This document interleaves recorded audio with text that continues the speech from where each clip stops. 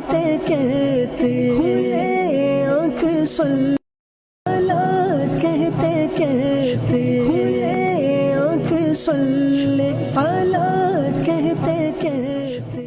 الحمدللہ رب العالمین والصلاة والسلام علی خاتم النبیین اما بعد فاعوذ باللہ من الشیطان الرجیم بسم اللہ الرحمن الرحیم.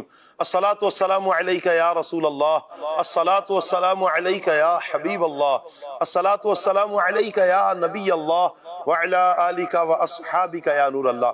مدنی چینل کے ناظرین، پروگرام کھلے آنکھ صلی اللہ کہتے کہتے میں آپ کو خوش آمدید کہتے ہیں. اللہ کرے کہ ہم اپنے آپ کو تعلیم سے آشنا کر لیں، تعلیم حاصل کریں، علم حاصل کریں. انشاءاللہ اس کی برکات ہمیں دنیا اور آخرت میں نصیب ہوں گی. قرآن پاک میں جا بجا تعلیم کا حکم دیا گیا، بلکہ اگر ہم دیکھیں کہ انسان کو جو اشرف المخلوقات بنایا گیا ہے، تمام مخلوقات میں اللہ پاک نے جو انسان کو افضل کیا ہے، اشرف کیا ہے، اسے بلند مقام دیا ہے، کس سبب سے؟ انسان کو علم عطا کیا گیا.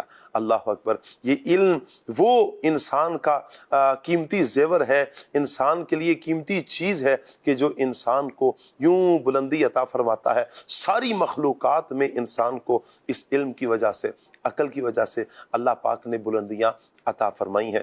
علم کے زیور سے جو آراستہ ہوتے ہیں، علم حاصل کرتے ہیں، سبحان اللہ، یہ وہ افراد ہیں جو معاشرے میں اچھے افراد بن کر سامنے آتے ہیں. ان کا کردار، ان کی گفتگو، ان کا اسٹیٹس، ان کی سوچ، ان کی سمجھ یوں دیگر افراد سے مختلف ہو جاتی ہے. اور جو علم سے آشنا نہیں ہوتے، علم سے دور ہوتے ہیں، ان کی کیفیت بھی آپ کے سامنے ہے.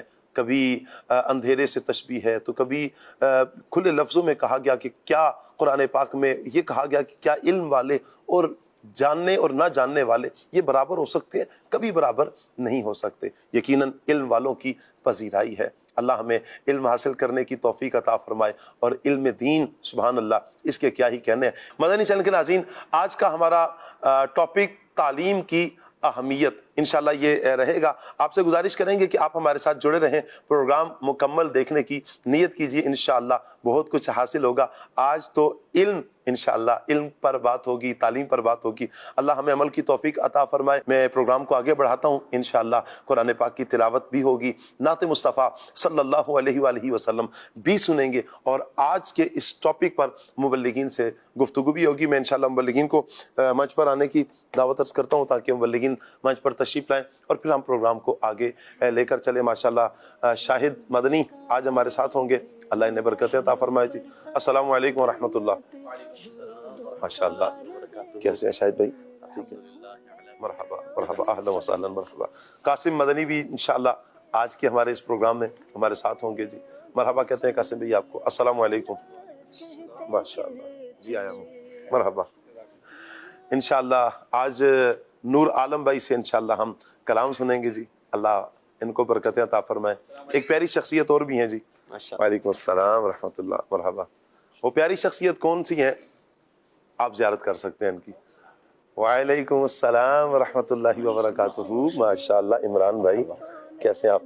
ٹھیک ہے، اللہ پاک سلامت رکھے. آئیے مدنی چینل کے ناظرین، پروگرام کو آگے بڑھاتے ہیں، سیگمنٹ کی طرف بڑھتے ہیں. سیگمنٹ ہے پیغام قرآن.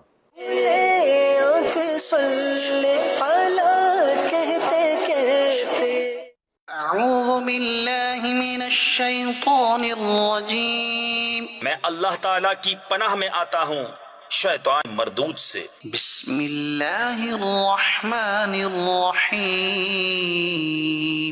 اللہ کے نام سے شروع جو نہایت مہربان رحم والا. سيقول السفهاء من الناس ما ولاهم عن قبلتهم التي كانوا عليها قل لله المشرق والمغرب يهدي من يشاء إلى صراط مستقيم. اب کہیں گے بے وقوف لوگ، کس نے پھیر دیا مسلمانوں کو ان کے اس قبلے سے جس پر تھے؟ تم فرما دو کہ پورب پچھم یعنی مشرق و مغرب سب اللہ ہی کا ہے، جسے چاہے سیدھی راہ چلاتا ہے وَكَذَلِكَ جَعَلْنَاكُمْ أُمَّةً وَسَطًا لِتَكُونُوا شُهَدَاءَ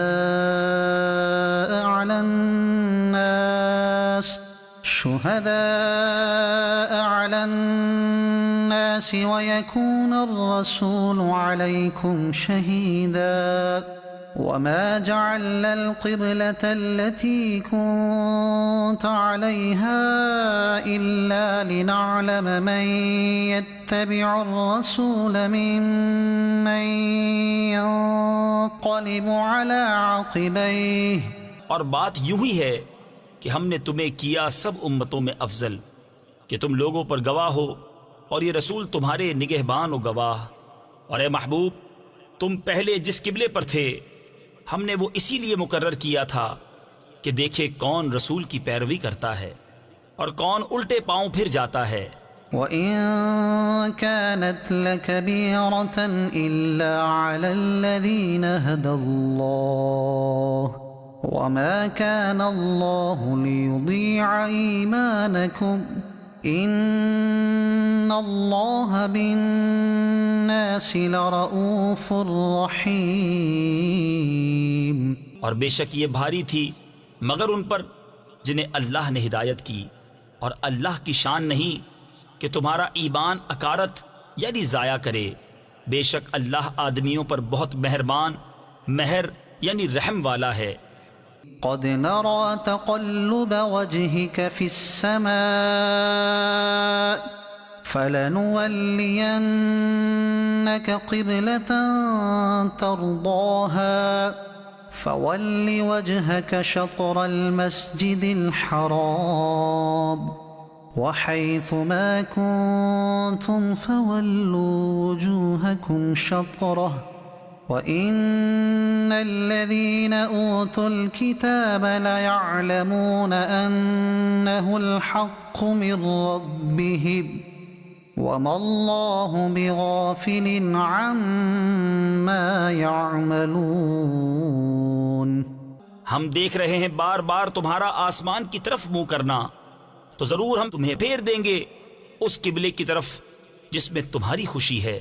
ابھی اپنا منہ پھیر دو مسجد حرام کی طرف، اور اے مسلمانوں تم جہاں کہیں ہو اپنا منہ اسی کی طرف کرو، اور وہ جنہیں کتاب ملی ہے ضرور جانتے ہیں کہ یہ ان کے رب کی طرف سے حق ہے، اور اللہ ان کے کوتکوں یعنی برے اعمال سے بے خبر نہیں۔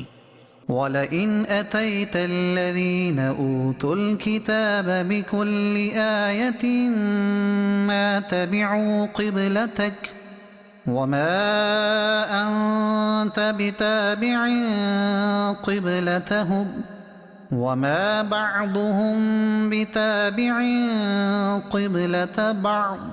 اور اگر تم ان کتابیوں کے پاس ہر نشانی لے کر آؤ وہ تمہارے قبلہ کی پیروی نہ کریں گے، اور نہ تم ان کے قبلہ کی پیروی کرو، اور وہ آپس میں بھی ایک دوسرے کے قبلہ کے تابع نہیں۔ وَلَئِنِ اتَّبَعْتَ أَهْوَاءَهُمْ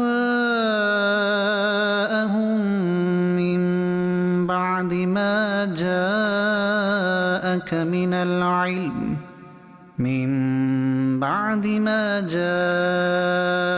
مِنَ الْعِلْمِ إِنَّكَ إِذًا لَّمِنَ الظَّالِمِينَ۔ اور اگر تو ان کی خواہشوں پر چلا بعد اس کے کہ تجھے علم مل چکا تو اس وقت تو ضرور ستمگار یعنی ظالم ہوگا۔ الذين آتيناهم الكتاب يعرفونه كما يعرفون أبناءهم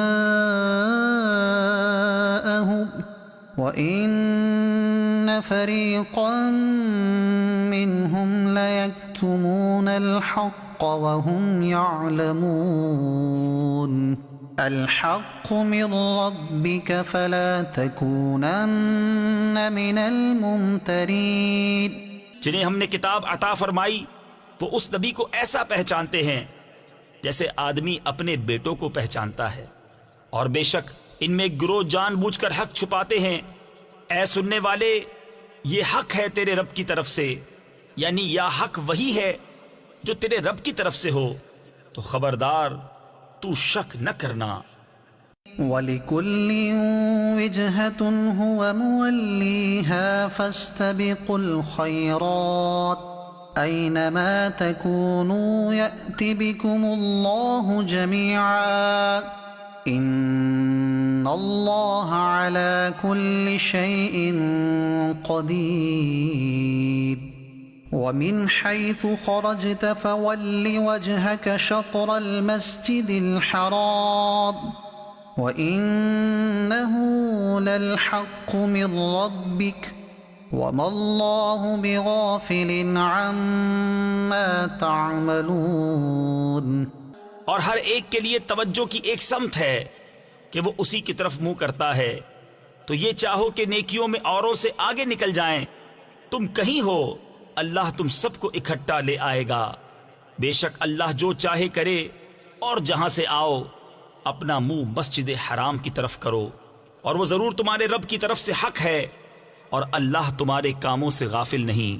وَمِنْ حَيْثُ خَرَجْتَ فَوَلِّ وَجْهَكَ شَطْرَ الْمَسْجِدِ الْحَرَامِ وَحَيْثُ مَا كُنْتُمْ فَوَلُّوا وُجُوهَكُمْ شَطْرَهُ لِئَلَّا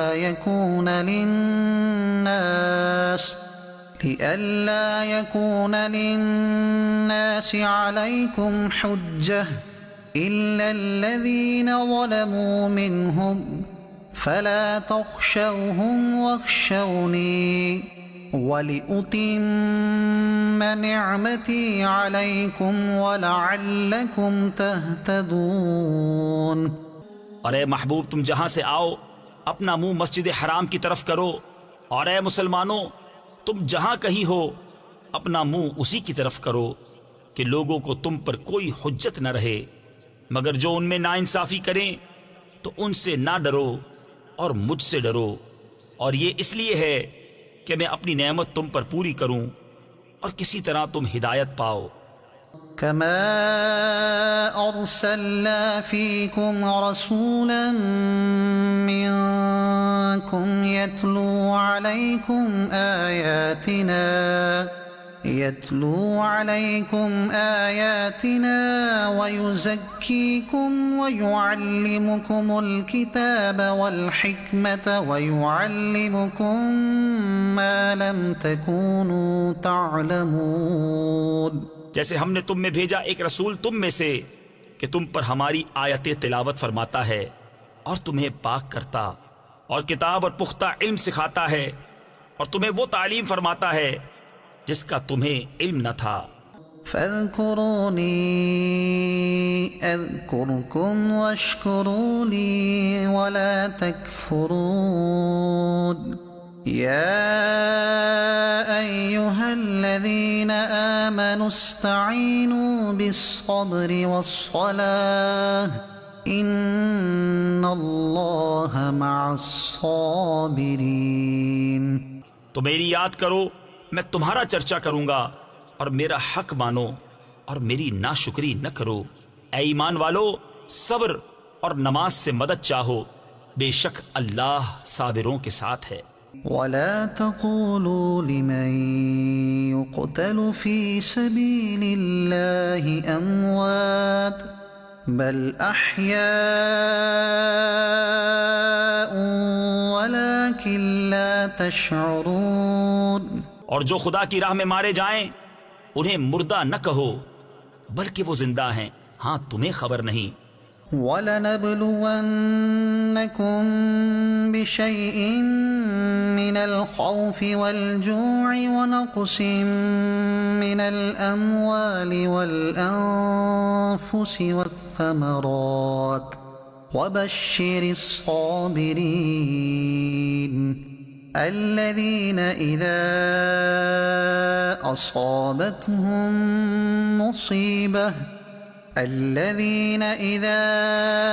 أصابتهم مصيبة قالوا إنا لله وإنا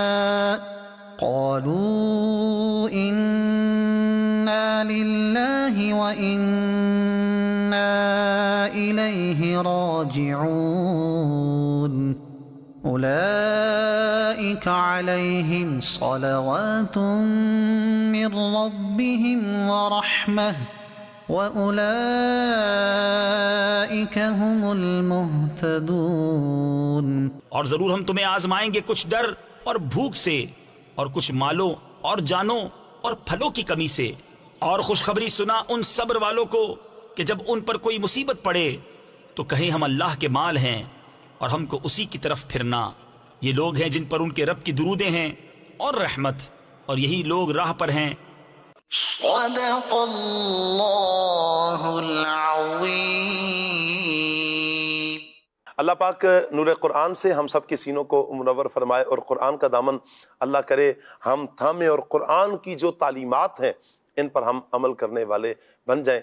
جن عاشقان رسول نے، نبی پاک علیہ الصلوۃ والسلام کی امتیوں نے قرآن کا دامن تھاما ہے، پھر زمانے نے بتایا کہ انہوں نے زمانے پہ راج کیا ہے، لوگوں کے دلوں پہ انہوں نے پھر حکومت کی ہے، اس لیے کہ ان کا تعلق قرآن کے ساتھ تھا۔ پھر قرآن کی تعلیم حاصل کی، اس تعلیم کو پھر آگے انہوں نے عاشقان رسول تک پھیلایا ہے، اور پھر یوں ہی یہ سلسلہ آگے بڑھتا ہی چلا گیا ہے، اور آج تک یہ سلسلہ رکا نہیں ہے، بلکہ یہ صبح قیامت تک یہ سلسلہ آگے بڑھتا رہے گا۔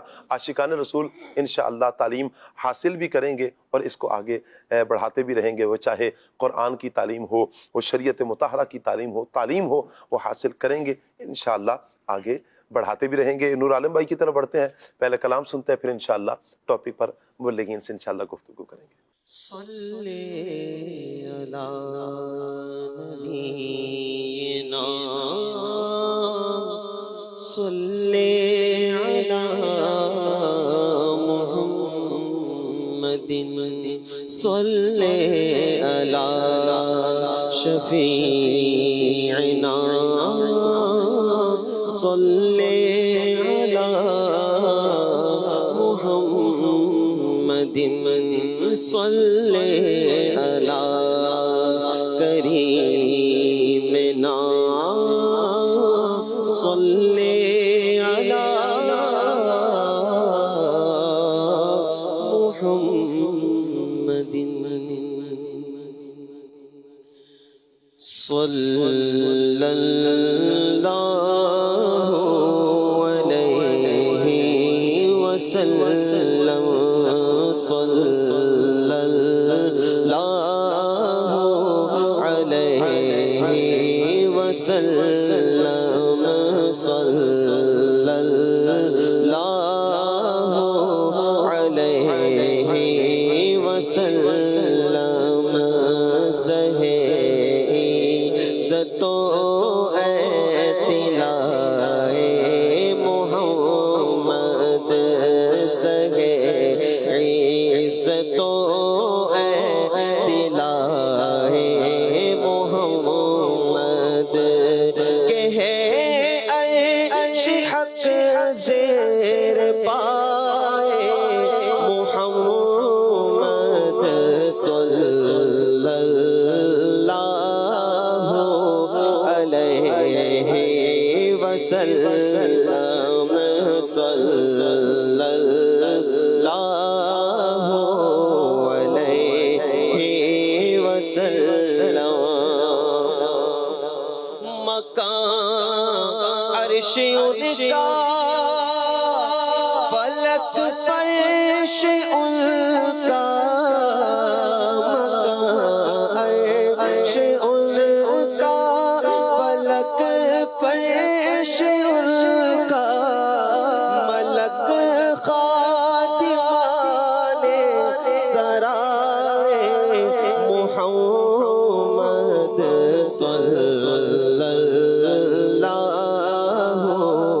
علیہ وسلم۔ جبریل نے سرکار سے کیا کیا القاب، خسرو خیل ملک، خادم سلطان عرب، ملک خادمان سرائے محمد، صلی اللہ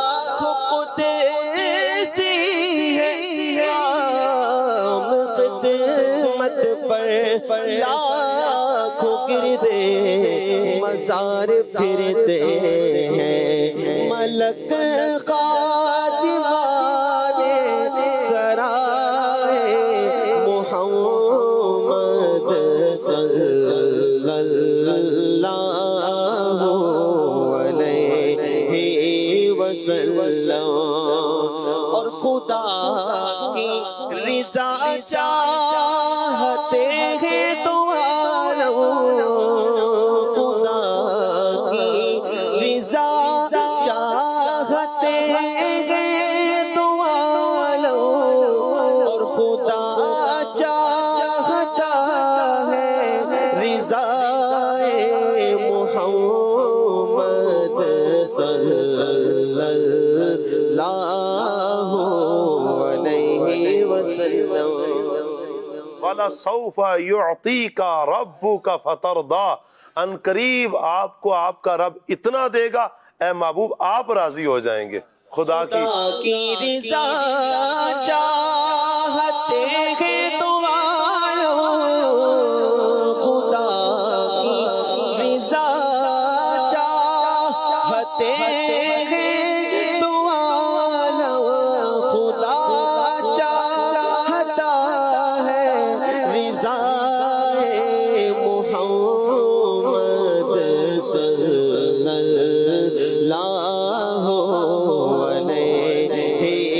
وسلم، صلی اللہ علیہ وسلم، دم نزع جاری ہو۔ نبی کریم صلی اللہ علیہ وسلم کب راضی ہوں گے؟ کب راضی ہوں گے؟ خدا کی رضا چاہتے ہیں دو عالم، خدا چاہتا ہے رضا محمد۔ محبوب کب راضی ہوں گے؟ جب سارے امتی اللہ کے فضل سے بخشے جائیں۔ حضور علیہ السلام کی احادیث ہیں کہ جب تک میرا ایک امتی بھی باہر رہ گیا میں تب تک راضی نہیں ہوں گا۔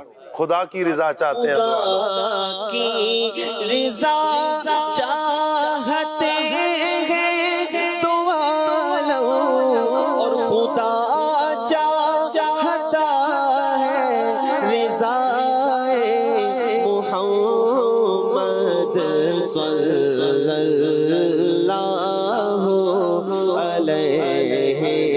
وسلم، صلی اللہ علیہ وسلم، دم نزع جاری ہو میری زبان پر، دم نزع جاری ہو میری زبان پر، محمد محمد خدا محمد صلی اللہ علیہ وسلم، صلی اللہ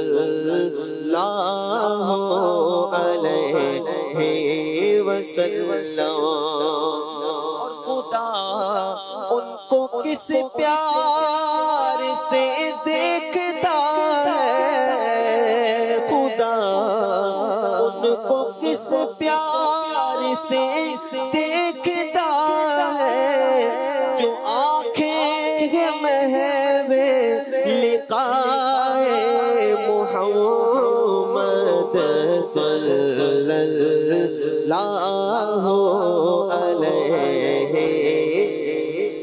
وسلم، خدا ان کو کس پیار سے دیکھتا ہے، خدا ان کو کس پیار سے دیکھتا ہے، جو آنکھیں محو لقاء محمد صلی اللہ علیہ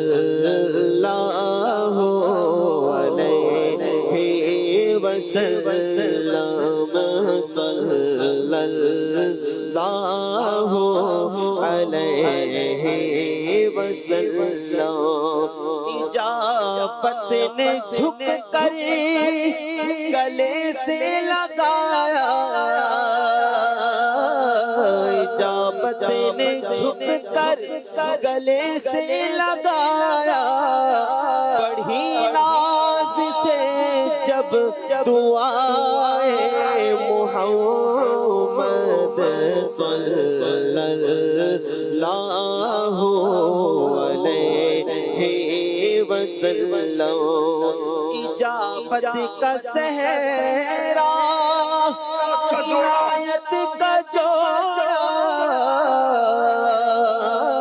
اجابت کا صحرا عنایت کا جوڑا دلہن بن کے نکلی دعائے محمد صلی اللہ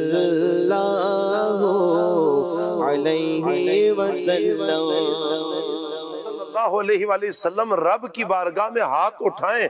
رب اتنا کریم اپنے محبوب سے اتنا پیار فرماتا ہے. اللہ پاک محبوب کی دعائیں قبول فرماتا ہے. اور یہ صحابہ کرام کو بھی پتا تھا کہ نبی پاک علیہ السلام کے دربار سے کوئی خالی نہیں جاتا.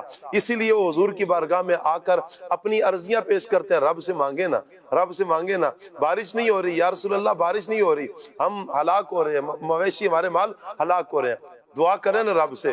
حضور ہاتھ اٹھاتے ہیں. ابھی ممبر سے حضور نہیں اترے ہیں.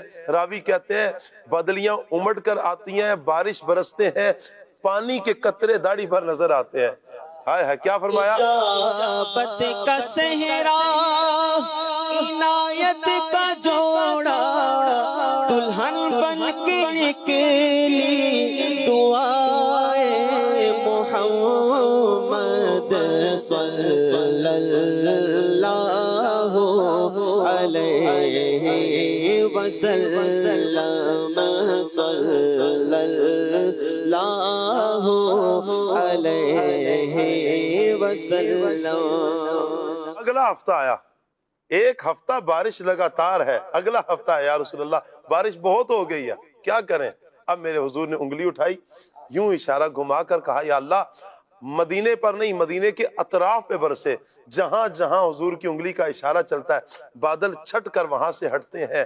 اب بارش مدینہ پاک میں نہیں ہوتی, مدینہ پاک کے اطراف پہ ہوتی ہے, اس لیے کہ بڑی جو ناز سے تھی دعائے محمد. اجابت کا صحرا عنایت کا جوڑا اجابت کا صحرا عنایت کا جوڑا دلہن بن کے نکلی دعائے محمد صلی اللہ علیہ وسلم صلی اللہ علیہ وسلم. رضا کل سے اب وجد کرتے گزریے رضا کل سے اب وجد کرتے گزریے کہ ہے رب صلی صدائے محمد صلی اللہ علیہ وسلم صلی اللہ علیہ وسلم کہ ہے حق زیر پائے محمد صلی اللہ علیہ وسلم. عزت و اعتناء محمد کہ ہے حق زیر پائے محمد کہ ہے عرش حق زیر پائے محمد صلی اللہ علیہ وآلہ وسلم. سبحان اللہ، کیا شان ہے میرے آقا جان عالم صلی اللہ علیہ وآلہ وسلم کی. کیا بات ہے میرے آقا صلی اللہ علیہ وآلہ وسلم کی شان و عظمت کی. اللہ تعالیٰ ہمیں محبوب کریم صلی اللہ علیہ وآلہ وسلم کی شان و عظمت کو سمجھنے کی توفیق عطا فرمائے. نبی پاک جان عالم صلی اللہ علیہ وآلہ وسلم کا ایک بہت پیارا وصف ہے، میرے آقا معلم بن کر دنیا میں تشریف لائے. عمران بھائی، حضور معلم بن کر تشریف لائے، کیا کہتے ہیں؟ سبحان اللہ. بسم اللہ الرحمن الرحیم. نبی پاک صلی اللہ علیہ وسلم معلم اور معلم کائنات کیوں نہ ہو واہ واہ کہ جب عقائد دو عالم صلی اللہ علیہ وسلم پر پہلی وحی کا نزول ہوتا ہے تو اس میں اللہ رب العالمین فرماتا ہے اقرأ بسم ربک الذی خلق. اے حبیب، آپ اپنے رب کے نام سے پڑھیے. اللہ رب العالمین نے اپنے حبیب علیہ السلام کو تعلیم عطا فرمائی. تو پہلی وحی کا نزول ہی ہمیں تعلیم و تعلم کے بارے میں آگاہی دیتا ہے. یہ سورہ علق کی 5 جو ابتدائی آیات ہیں یہ پہلی وحی میں نازل ہوئیں. تو اس سے ہمیں علم دین اور تعلیم و تعلم کی اہمیت کا پتہ چلتا ہے. عقائد عالم صلی اللہ علیہ وسلم نے خود اپنے بارے میں ارشاد فرمایا انما بعثت معلما. فرمایا کہ اللہ رب العالمین نے مجھے معلم بنا کر بھیجا ہے، تعلیم دینے والا بنا کر بھیجا ہے. نبی پاک صلی اللہ علیہ وسلم نے ہر ایک چیز کی تعلیم عطا فرمائی ہے. اسلام ایک مکمل ضابطۂ حیات ہے. عقائد عالم صلی اللہ علیہ وسلم نے کتنی تعلیم عطا فرمائی ہے، اللہ اکبر. نبی کریم علیہ السلام کی جب وصال ظاہری کا وقت آیا نا تو صحابہ کرام علیہم رضوان رونے لگے، اور بعض نے عرض کیا کہ یا رسول اللہ صلی اللہ علیہ وسلم آپ کے بعد ہم دین کے حوالے سے، معاملات کے حوالے سے کیسے آگے بڑھیں گے، ہم دین کی روشنی کیسے حاصل کریں گے. عقائد عالم صلی اللہ علیہ وسلم نے اس وقت میں ارشاد فرمایا ترکتکم علی ملۃ بیضاء. فرمایا اے میرے صحابہ سن لو، میں تمہیں روشن دین پر چھوڑے جا رہا ہوں. فرمایا لیلھا کنہارھا، ہمارے دین کی رات بھی اتنی ہی روشن ہے جتنا اس کا دن روشن ہے. اسلام میں کوئی چیز مخفی نہیں ہے. اللہ رب العالمین نے اسلام کو مکمل ضابطۂ حیات بنایا ہے. اسلام تعلیم ہے، ایک بزنس مین کے لیے بھی ہے، ایک نوکر کے لیے بھی ہے، ایک اجیر کے لیے بھی ہے، ایک سیٹھ کے لیے بھی ہے، میاں کے لیے بھی ہے تو بیوی کے لیے بھی ہے، بچوں کے لیے بھی ہے تو باپ کے لیے بھی ہے، ماں باپ کے لیے بھی ہے. ہر ایک طبقے کے شخص کے لیے اسلام نے اصول واضح طور پر بیان فرما دیے ہیں اور اسلام نے تعلیم عطا فرما دی ہے. کیا بات ہے. کوئی ایسا گوشہ موجود نہیں ہے کہ جس کے اندر اسلام نے اس کے حقوق یا اس کی تعلیمات کو بیان نہ کیا ہو. لہٰذا اسلام نے علم دین اور تعلیم کو جتنا عام کیا ہے، اگر یہ کہا جائے تو غلط نہ ہوگا کہ اتنا کسی مذہب نے تعلیم کو اتنا عام نہیں کیا ہے. اللہ اکبر. نبی پاک علیہ السلام کی احادیث کو دیکھ لیا جائے، قرآن کو دیکھ لیں.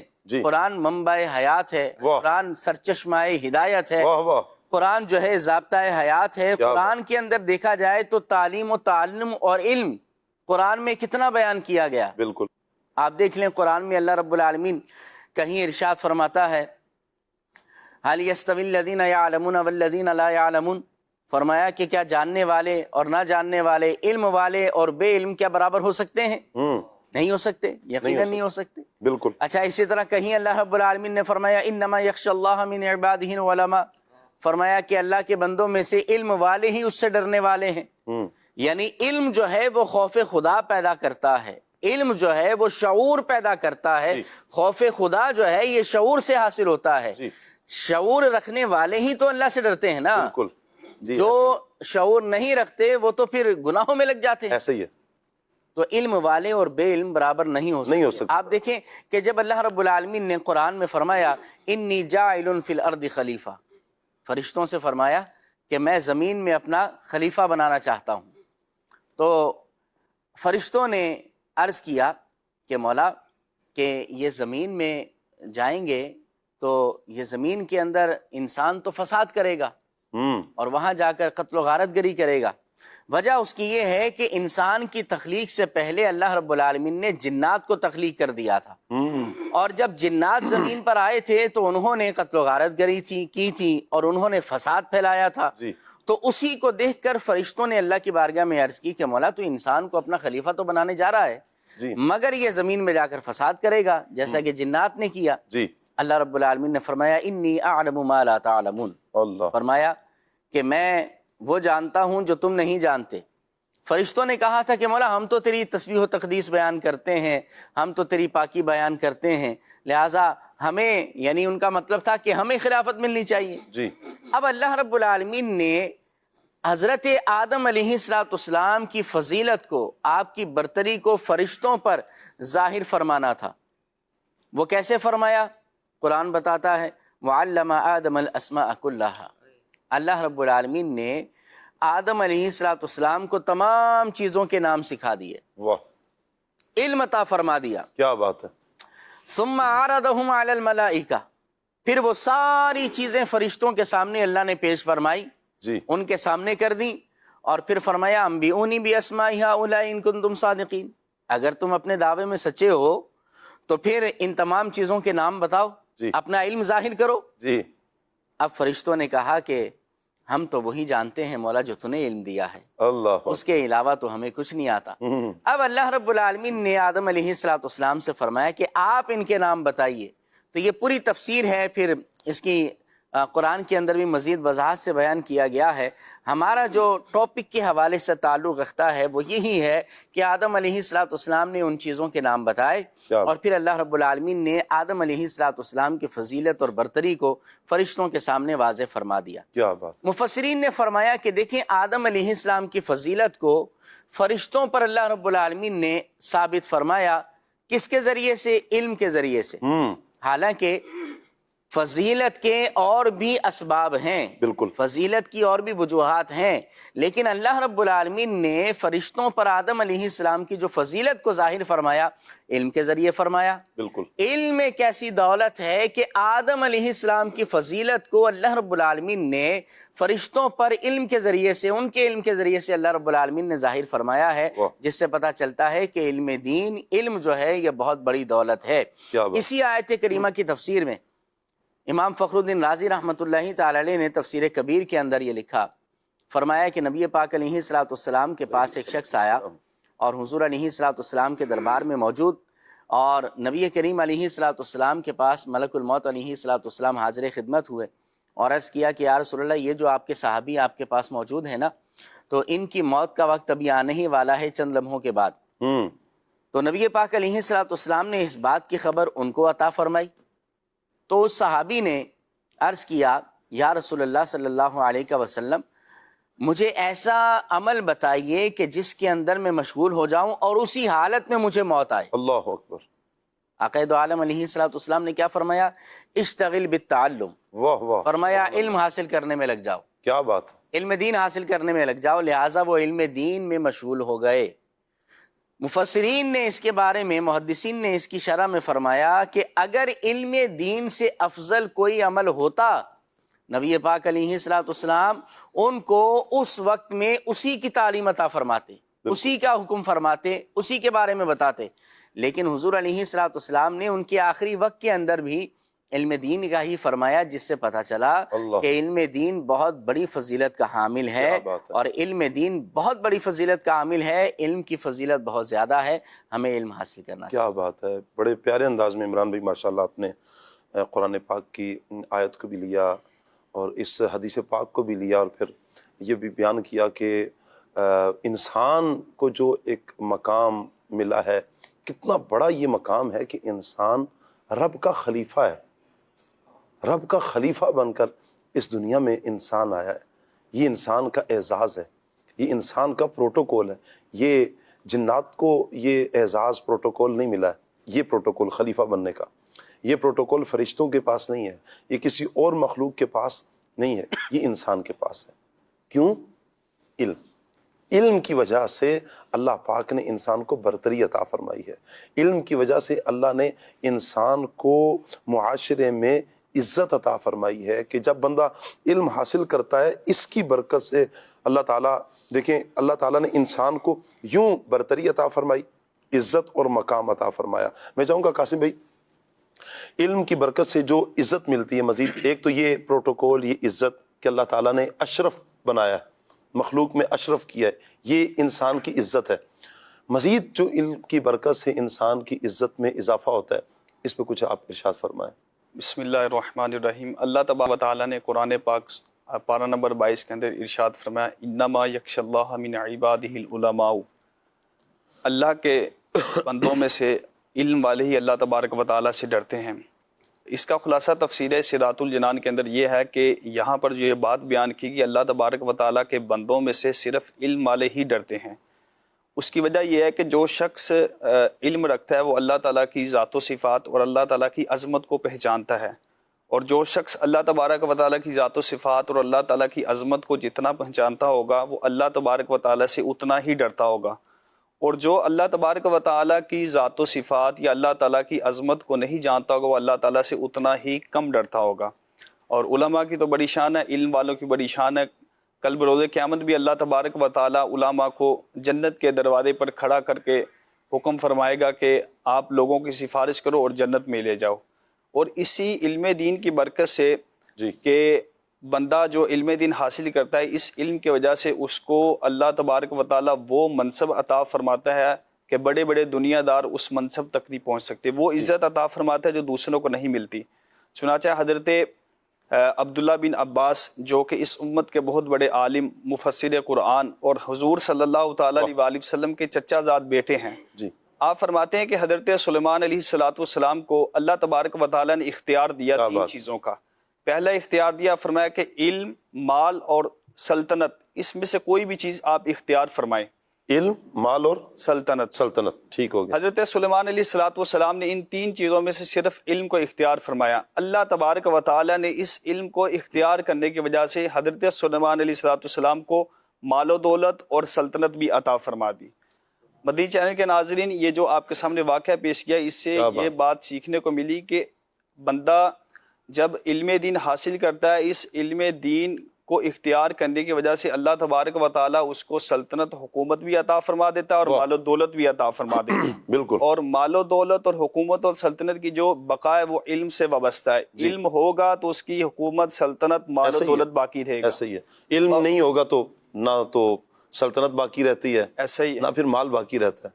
اور جو علم دین بندہ جب حاصل کرتا ہے تو اللہ تبارک و تعالیٰ اس کو بہت زیادہ دنیا کے اندر بھی عزت عطا فرماتا ہے، وہ مقام و مرتبہ عطا فرماتا ہے جہاں بڑے بڑے لوگ نہیں پہنچ سکتے۔ تو آخرت میں تو اس کے فوائد ہی بے شمار ہیں، وہ جب آخرت آئے گی تو انشاءاللہ تعالیٰ جو علم کے فوائد ہوں گے تو اللہ تبارک و تعالیٰ۔ میں چاہوں گا قاسم بھائی، دنیا میں جو اللہ پاک عزت عطا فرماتے ہیں اس کی کچھ چند مثالیں بھی ساتھ بیان فرمائیں مزید، تاکہ یہ آشکار و مدنی چینل کے ناظرین کے لیے آسان ہو۔ یہ واقعتاً یہ بندہ ہے کہ اس کو اس انداز میں عزت ملی ہے، پھر دل میں نا یہ رغبت پیدا ہوتی ہے۔ آپ دیکھیں کہ ایک بندہ جس نے علم دین حاصل کیا، قاری قرآن بنا، عالم دین بنا، مفتی بنا، اب معاشرے میں بھی ہم جب دیکھتے ہیں کہ ایک شخص جب وہ علم دین کا حامل ہوتا ہے، مفتی ہوتا ہے، عالم ہوتا ہے، کہ لوگ بڑی عزت سے اس کو ملتے ہیں، بڑا اچھا اس کا استقبال کرتے ہیں، جب وہ جاتا ہے لوگ عزت کے ساتھ کھڑے ہو جاتے ہیں، اس کے ہاتھوں کو چومتے ہیں، اور ایک الگ ہی اس کو پروٹوکول دیا جاتا ہے جو کہ ایک عام شخص کو نہیں دیا جاتا۔ یہی جو عالم علم والا کہ جب وہ امامت کے مصلی پہ کھڑا ہوتا ہے تو سب سے آگے ہوتا ہے، پیچھے دنیا دار شخص چاہے اس نے جتنا بھی بڑا اس کا منصب ہو، جو عہدہ ہو، وہ ایک عالم دین کے پیچھے ہی کھڑا ہوتا ہے۔ اسی طرح آپ نماز جنازہ کی مثال لے لیں، امام عالم دین آگے کھڑا ہوگا، بقیہ سب پیچھے ہوں گے۔ نکاح کے بارے میں آ جائیں کہ نکاح لوگ عالم دین ہی سے پڑھائیں گے۔ کسی کو کہہ دیا جائے کہ آپ نکاح دوسرے شخص سے پڑھا لیں جو عالم نہیں ہے، جسے علم دین حاصل نہیں ہے، وہ کبھی بھی نہیں کہے گا بھی میں اس سے نکاح پڑھا لوں یا اس سے دوسرا کام کروں، وہ یہی کہے گا بھی میں عالم دین کو ترجیح دوں گا، یہی ہی نکاح پڑھائے گا۔ تو یہ تو دنیا کے اندر 3-4 مثالیں آپ کو عرض کی کہ علم دین کی برکت سے اللہ تعالیٰ اس کو بہت زیادہ مقام و مرتبہ عطا فرماتا ہے۔ علم قاسم بھائی کوئی بھی ہے نا، علم، اس علم کی وجہ سے اللہ پاک انسان کو برتری ضرور عطا کرتا ہے۔ یہ تو سعادت کی بات ہے کہ بندہ علم دین حاصل کر لے، میں عمران بھائی کی طرح یہ والا سوال بھی بڑھاؤں گا کہ علم کون سا حاصل کرنا چاہیے. میں جو بات یہاں پر عرض کرنا چاہ رہا ہوں، علم ہے نا، علم، علم چاہے کوئی بھی ہے، آپ دنیا کا علم حاصل کر لیں، آپ ڈاکٹر بن جائیں، آپ ڈاکٹر جو ڈاکٹریٹ ہے اس کا علم حاصل کرتے ہیں، آپ پی ایچ ڈی کرتے ہیں جو وکالت کا ہے، کوئی بھی آپ علم حاصل کرتے ہیں، دنیا کا علم ہے، میں مثال دے رہا ہوں، اس میں بھی آپ نمایاں ہو جاتے ہیں. عام افراد سے آپ اوپر آ گئے، آپ ڈاکٹر بن گئے، آپ عام بندوں سے ہٹ کر آپ اس منصب پر آ گئے ہیں کہ جہاں لوگوں کی خدمت آپ کے کندھے پر آتی ہے. یہ اللہ پاک نے عزت عطا کی ہے. اچھا، اسی طرح وکالت ہے، اسی طرح دوسرے شعبہ جات ہیں. لیکن یہ سارے شعبہ جات اپنی جگہ پر کتنا مقام مل گیا انسان کو اس علم کی برکت سے، علم کی وجہ سے. دیکھیں کہ ڈاکٹر بن گیا، انجینئر بن گیا، وکیل بن گیا، جج بن گیا، کسی عہدے پر چلا گیا. اب ان ساروں میں، عام بندوں میں، ان کو پروٹوکول ہے، ان کو عزت ہے، ان کو ایک مقام مل گیا. اب ایک عالم دین کو ساتھ لیں. جب بھی مسجد میں آئیں گے نماز کے لیے، ڈاکٹر صاحب آگے نہیں ہوں گے، وکیل صاحب آگے نہیں ہوں گے، جج صاحب آگے نہیں ہوں گے. ٹھیک ہے، اپنا شعبہ، اپنے شعبے میں ایک نام ہے، لیکن آگے کون کھڑا ہوگا؟ عالم دین. ممبر پر کون بیٹھے گا؟ عالم دین. یہ اللہ پاک نے ان سارے طبقات میں جو عام بندوں سے اٹھ کر علم کی وجہ سے اوپر ہوتے ہیں، ان میں بھی اللہ پاک اپنے علم کو، اپنے دین کے علم حاصل کرنے والے کو اللہ پاک ممتاز کر دیتا ہے. یہ ہے دنیا میں عزت. پھر اللہ پاک کا، اللہ کے دین کا جو علم حاصل کرتے ہیں، ان افراد کی لوگ دل سے عزت کرتے ہیں، دل سے چاہتے ہیں، ہاتھ چومے جاتے ہیں، بڑی عزت دی جاتی ہے، بڑا مان دیا جاتا ہے، بڑا پیار دیا جاتا ہے. لوگ دعاؤں کا کہتے ہیں، لوگ دکھ درد آ کر ان سے بیان کرتے ہیں کہ اس پریشانی میں ہو گئے. پھر ان دکھوں کا مداوع بھی کسی طریقے سے یہ کر رہے ہوتے ہیں. پھر شرعی رہنمائی لینی ہو، آپ ڈاکٹر صاحب کو دیکھیں، شرعی رہنمائی لینی ہے عالم کے پاس. وکیل صاحب کو لینی ہے، شرعی رہنمائی لینی ہے، آئیں گے دارالفتاء اہل سنت میں ہی آئیں گے، دارالفتاء میں آنا ہوگا، مفتی صاحب کے پاس آنا ہوگا. کسی بھی شعبہ زندگی سے تعلق رکھنے والے افراد ہیں، وہ کہیں نہ کہیں مفتیان اکرام کے پاس، علماء دین کے پاس انہیں آنا پڑتا ہے.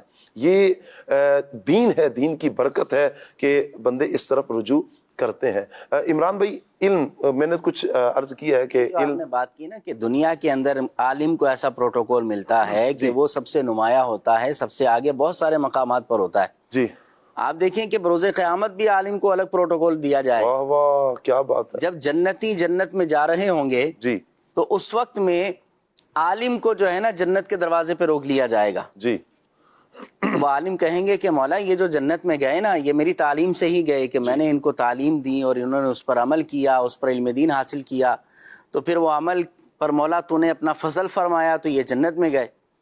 تو اب یہ جا رہے ہیں جنت میں اور ہمیں روک دیا گیا. تو اس عالم سے، علماء سے کہا جائے گا کہ تم یہاں پر کھڑے رہو اور لوگوں کی شفاعت کرو، سفارش کرو. اب وہ علماء جس کے بارے میں کہیں گے نا کہ اس کو بھی جنت میں لے جاؤ، اے فرشتوں ان کو بھی جنت میں لے جاؤ، وہ فرشتے ان کو جنت میں داخل کرتے رہیں گے. کیا بات ہے. پھر اس وقت میں حال یہ ہوگا کہ لوگ بھاگ کر دوڑ کر علماء کے پاس آئیں گے. کوئی آ کر کہے گا کہ حضور میں نے آپ کو دنیا کے اندر وضو کروایا تھا، میری شفاعت کر دیں. کوئی آ کر کہے گا کہ میں نے آپ کا فلاں کام کیا تھا، میری شفاعت کر دیں. کوئی آ کر کہے گا کہ میں نے فلاں دن آپ کے جو ہے نا آپ سے برکتیں لی تھی، یہ جو ہے آپ شفاعت کر دیں. تو علماء اس وقت میں بھی جب لوگ جنت میں جا رہے ہوں گے، علماء اللہ کے فضل سے، نبی پاک علیہ السلام کی عنایت سے، اس وقت بھی علماء کا پروٹوکول ایسا ہوگا کہ وہ لوگوں کی شفاعت کر رہے ہوں گے اور پھر ان کو جنت میں داخل کروا رہے ہوں گے. واہ واہ، کیا بات. یہ علماء کا پروٹوکول ہے. سبحان اللہ. تو پتہ یہ چلتا ہے، یہ بات واضح ہوتی ہے، علم دین کی طرف ہمیں آنا چاہیے. مزید بھی کچھ علماء کے فضائل میں چاہوں گا کہ شاید بھائی آپ اس پر کچھ مزید روشنی ڈالیں. شروع سے ہی ماشاءاللہ علم اور علماء کے فضائل پر ہم گفتگو کر رہے ہیں اور سن رہے ہیں. اور سب سے بڑی بات یہ ہے کہ حضور سید عالم صلی اللہ تعالیٰ علیہ وسلم نے جو ہمارے لیے وراثت چھوڑی وہ علم کی وراثت ہے. کیا بات ہے. اور جو اس وراثت سے حصہ پاتا ہے، جو اس سے حصہ لینا چاہتا ہے، تو اسے چاہیے کہ وہ علم دین سیکھے اور اس پر عمل کرے. اور جس بندے سے علم دین سیکھنا اس کے لیے اللہ تبارک و تعالیٰ نے ویسے ہی آسان فرمایا ہے. بندہ جب علم دین سیکھتا ہے تو اس کے لیے بہت سارے وسائل بھی اللہ تبارک و تعالیٰ مہیا فرما دیتا ہے، اور جب علم سیکھتا ہے تو اس کو ایک دنیا میں بھی مقام اور مرتبہ ملتا ہے، اور اللہ تبارک و تعالیٰ اسے آخرت میں بھی مقام اور مرتبہ عطا فرماتا ہے۔ اب دنیا کے اندر جیسے ہم نے ثاقب شاہ صاحب نے بھی ماشاءاللہ اس پر کافی روشنی ڈالی کہ اللہ تبارک و تعالیٰ اس کو ایسے جگہ پر بھی عزت عطا فرماتا ہے جہاں پر دنیاوی طور پر ایک بہت مقام اور مرتبے والے لوگ موجود ہوتے ہیں، اللہ تبارک و تعالیٰ وہاں پر بھی ایک عالم دین کو، ایک علم دین سیکھنے والے کو اللہ تبارک و تعالیٰ وہاں مقام اور مرتبہ عطا فرماتا ہے۔ اب اس عالم دین کی صحبت میں رہنے والوں کے لیے اللہ تبارک و تعالیٰ نے ان کے لیے بھی اجر رکھا ہے، اور جو اللہ تبارک و تعالیٰ کی رضا کے لیے علماء سے محبت کرتے ہیں تو ان کے لیے بھی اللہ تبارک و تعالیٰ نے اجر رکھا ہے۔ حضرت سیدنا سفیان بن عیینہ رحمۃ اللہ تعالیٰ علیہ نے فرمایا، حضرت عیسیٰ علیہ السلام کا ارشاد ہے، ایسے لوگوں کی صحبت اختیار کرو جن کی صورت دیکھ کر تمہیں خدا یاد آئے، اللہ اکبر، اور جن کی گفتگو تمہارے علم میں اضافہ کرے، اور جن کا عمل تمہیں آخرت کا شوق دلائے۔ کیا بات! یہ علماء اکرام کی صحبت میں رہنے کی ایک بہت بڑی عظیم برکت ہے۔ جب انسان ان کی صحبت میں بیٹھتا ہے تو ان کو اللہ تبارک و تعالیٰ کی یاد آ جاتی ہے، بالکل، پھر ان کو فکر آخرت پڑ جاتی ہے، وہ ان کی صحبت میں بیٹھتے ہیں، اللہ والوں کی اداؤں کو دیکھتے ہیں تو ان کو بھی دل میں، ذہن میں یہ خیال آتا ہے کہ ہمیں بھی ان جیسا بننا چاہیے، ہمیں بھی علم دین سیکھنا چاہیے، اور یہ جو ارشادات، جو فرامین ہمیں بتاتے ہیں اور جو اپنے عمل کے ذریعے سے علم کو ظاہر کرتے ہیں، ہمیں بھی چاہیے بحیثیت مسلمان، بحیثیت امت محمدی صلی اللہ علیہ وسلم کے، ہمیں بھی اس علم کو حاصل کرنا چاہیے، اس سے ہمیں درس حاصل کرنا چاہیے، اس پر عمل کرنا چاہیے، اور دوسروں کو بھی اس کی ترغیب دلانا چاہیے۔ ہمیں اس سے بہت سارے فوائد دنیا اور آخرت کے اندر ملتے ہیں، آئیے چند اس کے فوائد بھی سننے کی کوشش کرتے ہیں۔ جب تک ایک شخص عالم کی صحبت میں بیٹھتا ہے اللہ تبارک و تعالیٰ اسے گناہوں سے محفوظ فرماتا ہے، کیونکہ وہ نیک شخص کی صحبت میں بیٹھے گا تو تب تک گناہوں سے بچا رہے گا، علم دین کے طلب میں شمار ہوگا، یعنی علماء کی محفل میں بیٹھنا گویا اس کا یہ سارا کا سارا وقت طلب علم دین میں شمار ہوتا ہے، طلب علم کا ثواب پاتا ہے، محفل علم پر اترنے والی رحمتوں میں شریک ہو جاتا ہے، جب تک علمی باتیں سنتا ہے عبادت کرنے والوں میں اس کا شمار ہوتا رہتا ہے۔ علم اور علماء کرام کی عزت اور جہالت اور گناہوں کی ذلت سے واقف ہو جاتا ہے۔ جب عالم کے ساتھ بیٹھے گا تو اس کو پتہ چلے گا کہ عالم کا ایک وقار کیا ہے، عالم کا مرتبہ کیا ہے، اللہ تبارک و تعالیٰ نے عالم کو کیسا مقام اور مرتبہ عطا فرمایا ہے، اور اس کے مد مقابل جس شخص کے پاس علم نہیں تو اس کا مقام اور مرتبہ کیا ہے، اس کا اور دونوں کے درمیان اس کو کمپیریزن مل جاتا ہے، اس کو پتہ چل جاتا ہے کہ تقابلاً ایک عالم دین کا مقام اور مرتبہ اللہ تبارک و تعالیٰ کے ہاں سب سے زیادہ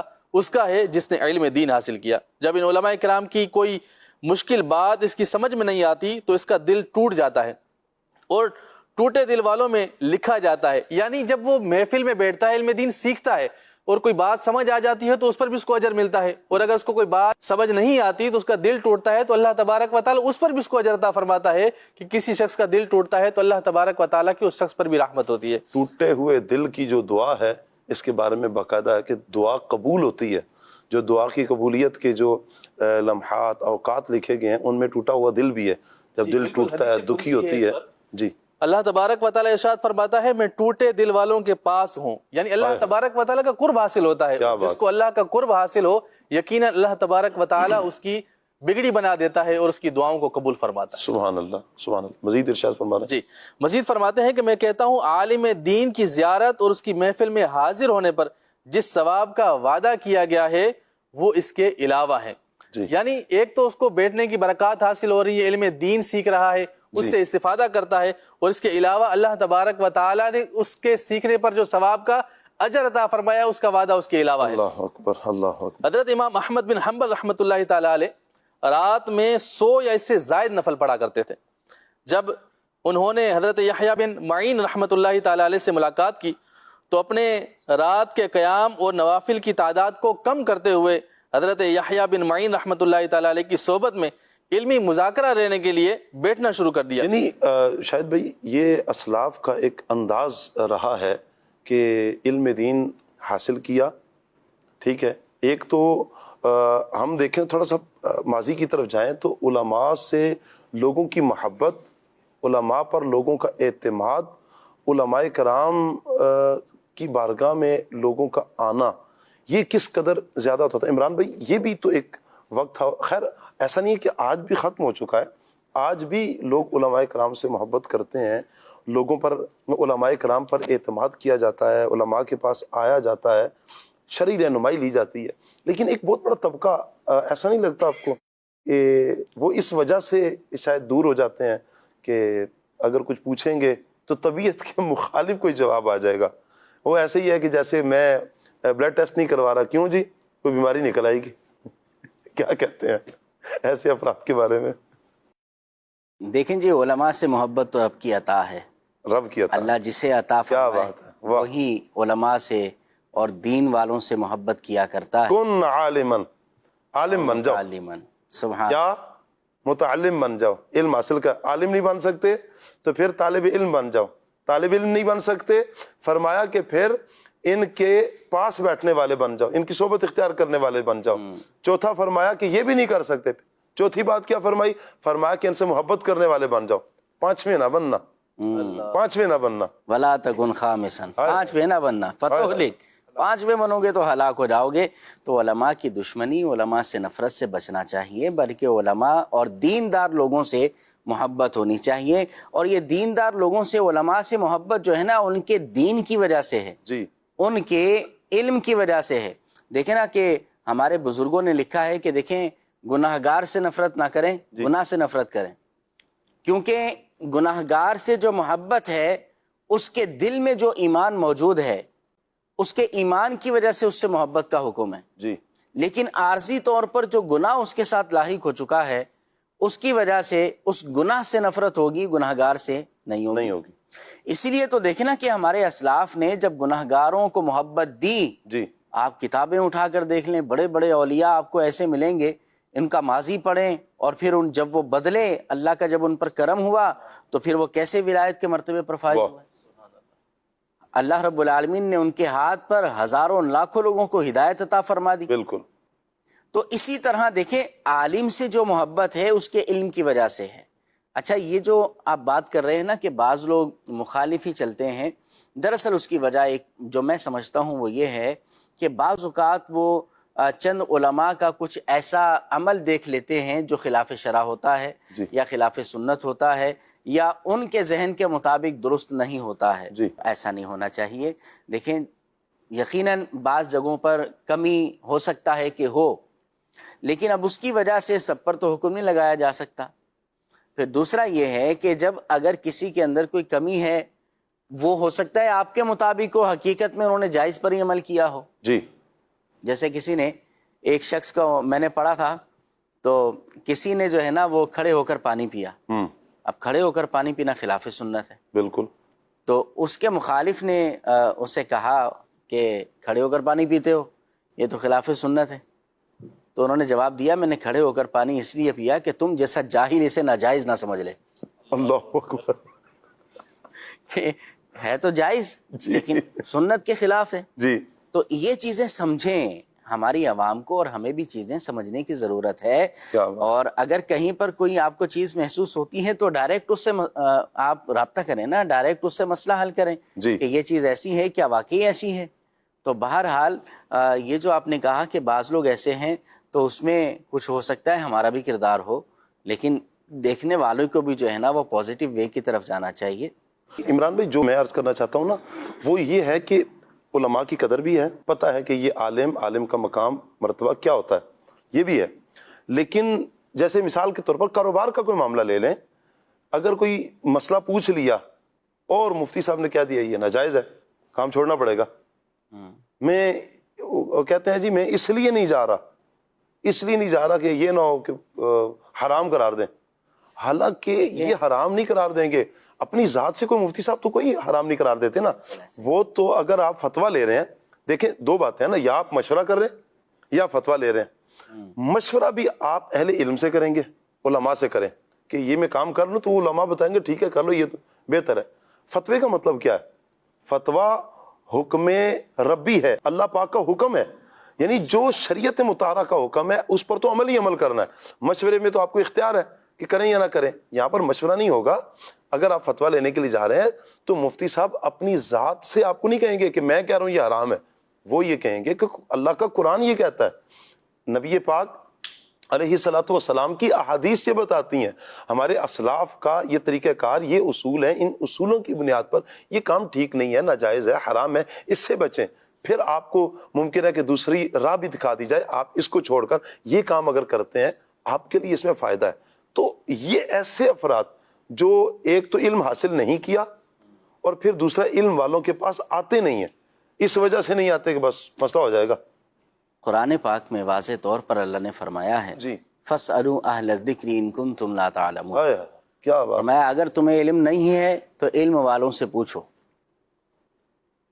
اب دیکھیں فتویٰ تو مفتی ہی دے گا، جی، ہر عالم بھی فتویٰ نہیں دیتا ہے، نہیں دیتا، فتویٰ یہ مفتی کا کام ہے، اور فتویٰ دینا جی اللہ رب العالمین نے فتوے کی نسبت قرآن میں اپنی طرف فرمائی ہے، قُلِ اللَّهُ يُفْتِيكُمْ فِي الْكَلَالَةِ، واہ، قرآن میں الفاظ موجود ہیں کہ کلالہ کے بارے میں اللہ تمہیں فتویٰ دیتا ہے۔ اللہ اکبر۔ اب وہ کلالہ کیا ہے اس پر بات کریں گے تو لمبی ہو جائے گی، جی، انشاءاللہ پھر کبھی اس سلسلے میں بات کریں گے۔ تو یہ فتویٰ دینا، فتویٰ لینا یہ بڑا اہم کام ہے۔ آپ دیکھیں کہ مفتی جو بتاتا ہے نا وہ حکم شرعی بتاتا ہے، حکم شرعی، اور اگر ہم فتویٰ نہیں لیں گے، اگر ہم نہیں پوچھیں گے تو پھر تو جہالت کے اندھیرے میں پڑے رہیں گے۔ ایسا ہی ہے۔ اور یاد رکھیں کہ جہالت مخلوق میں سب سے ناپسندیدہ چیز ہے۔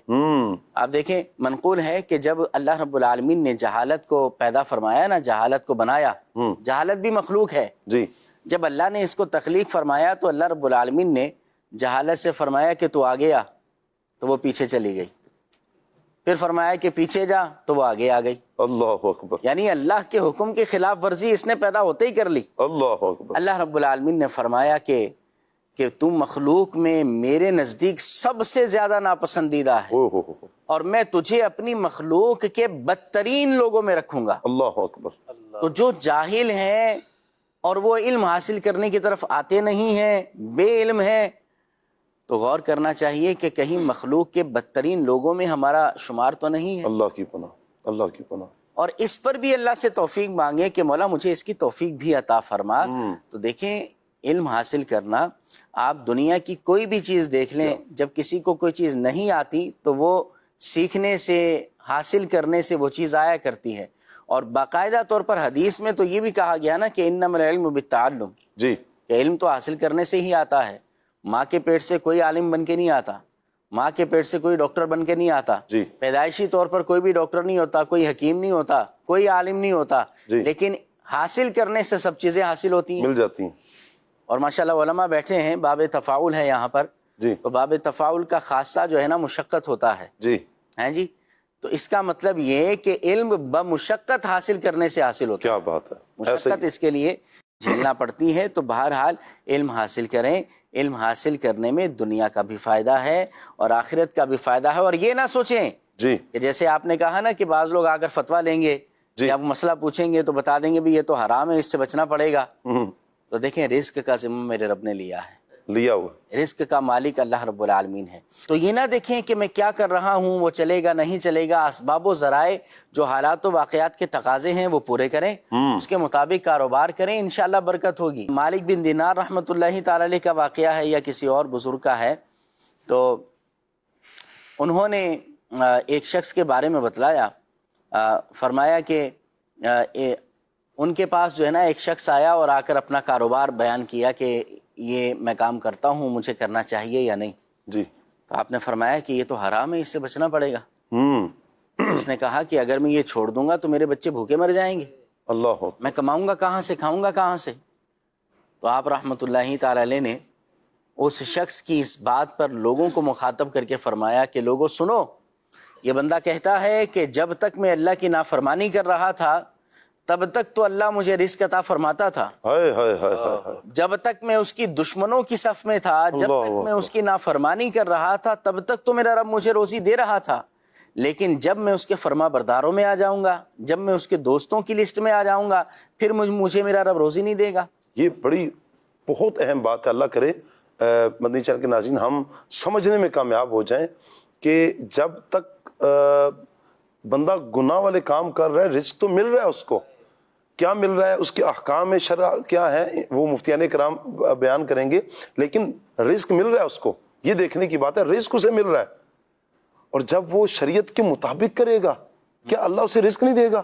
یہ کیسے ہو سکتا ہے کہ رب تعالیٰ اس سے رزق روک لے اس وجہ سے کہ یہ میرے کام میں لگ گیا ہے، میرے دین کا علم حاصل کر رہا ہے، میرا دین کے بتائے ہوئے طریقے کار کے مطابق کر رہا ہے، اب اللہ تعالیٰ اسے رزق روک لے؟ ایسا نہیں ہو سکتا، ایسا نہیں ہو سکتا۔ اللہ کی رحمت بہت بڑی ہے، بندہ تو ایک قدم چلے تو رب کی رحمت تو 10 قدم اس کی طرف آتی ہے، بندہ چل کے جائے رب کی رحمت تو دوڑ کے اس بندے کی طرف آتی ہے۔ یہ سمجھیں ہم کہ اللہ کرے کہ یہ سمجھ میں آ جائے مدنی چینل کے ناظرین کہ رزق کا ذمہ اللہ نے اپنے ذمہ کرم پر لیا ہوا ہے۔ اور یاد رکھیں کہ اللہ نے آپ کے مقدر میں جو لکھا ہے نا، جو لکھا ہے، ایک نوالا آپ کے منہ سے کوئی چھین نہیں سکتا، کوئی نہیں چھین سکتا۔ دنیا کی ساری طاقتیں لگا لیں، جو رب نے آپ کے مقدر میں لکھا ہے وہ آپ کو مل کے رہے گا۔ محروم کیوں رہوں میں، جی بھر کے کیوں نہ لوں میں، محروم کیوں رہوں میں، جی بھر کے کیوں نہ لوں میں، دیتا ہے رزق سب کو، ہے فیض عام تیرا، دیتا ہے رزق سب کو، ہے فیض عام تیرا۔ رب تعالیٰ نے جو مقدر لکھا ہے، جو میں بات عرض کر رہا تھا کہ جو رب تعالیٰ نے لکھ دیا ہے وہ مل کے رہے گا، اور جو مقدر نہیں کیا نا، مقدر نہیں کیا، آپ وہ کہتے ہیں نا کہ مثال دی جاتی ہے آسمان سے تارے توڑ کر لے آئیں، یہ میں لوں، رب نے مقدر نہیں کیا، آپ نہیں لے سکتے۔ وہ ایک لقمہ دور کی بات ہے، ایک دانہ ہی کیوں نہیں ہے، نہیں ملے گا۔ جب رب نے مقدر نہیں لکھا، وہ چیز آپ کے مقدر میں، آپ کے نصیب میں نہیں ملے گی۔ یہ مان لیں، یہ مان لیں کہ یہ ایسا ہی ہے، اللہ نے تقدیر لکھ دی ہے، جو مجھے ملنا ہے وہ مجھے مل کر رہے گا۔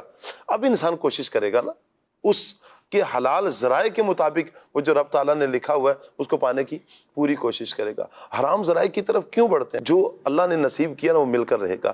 تو شریعت کا علم حاصل کرتے ہوئے، دین کا علم حاصل کرتے ہوئے ہم اگر کوئی چیز کریں گے، کوئی سودا کریں گے، کوئی معاملہ طے پائیں گے تو اللہ نے چاہا ہماری زندگی بڑی سکھی ہو جائے گی۔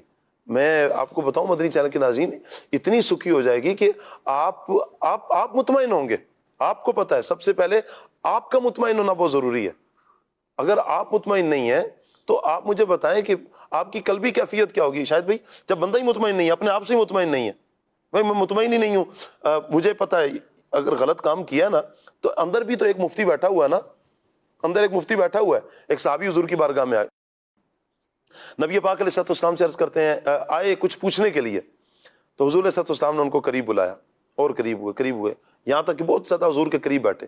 حضور علیہ السلام نے فرمایا تم سوال کرنے کے لیے آئے ہو؟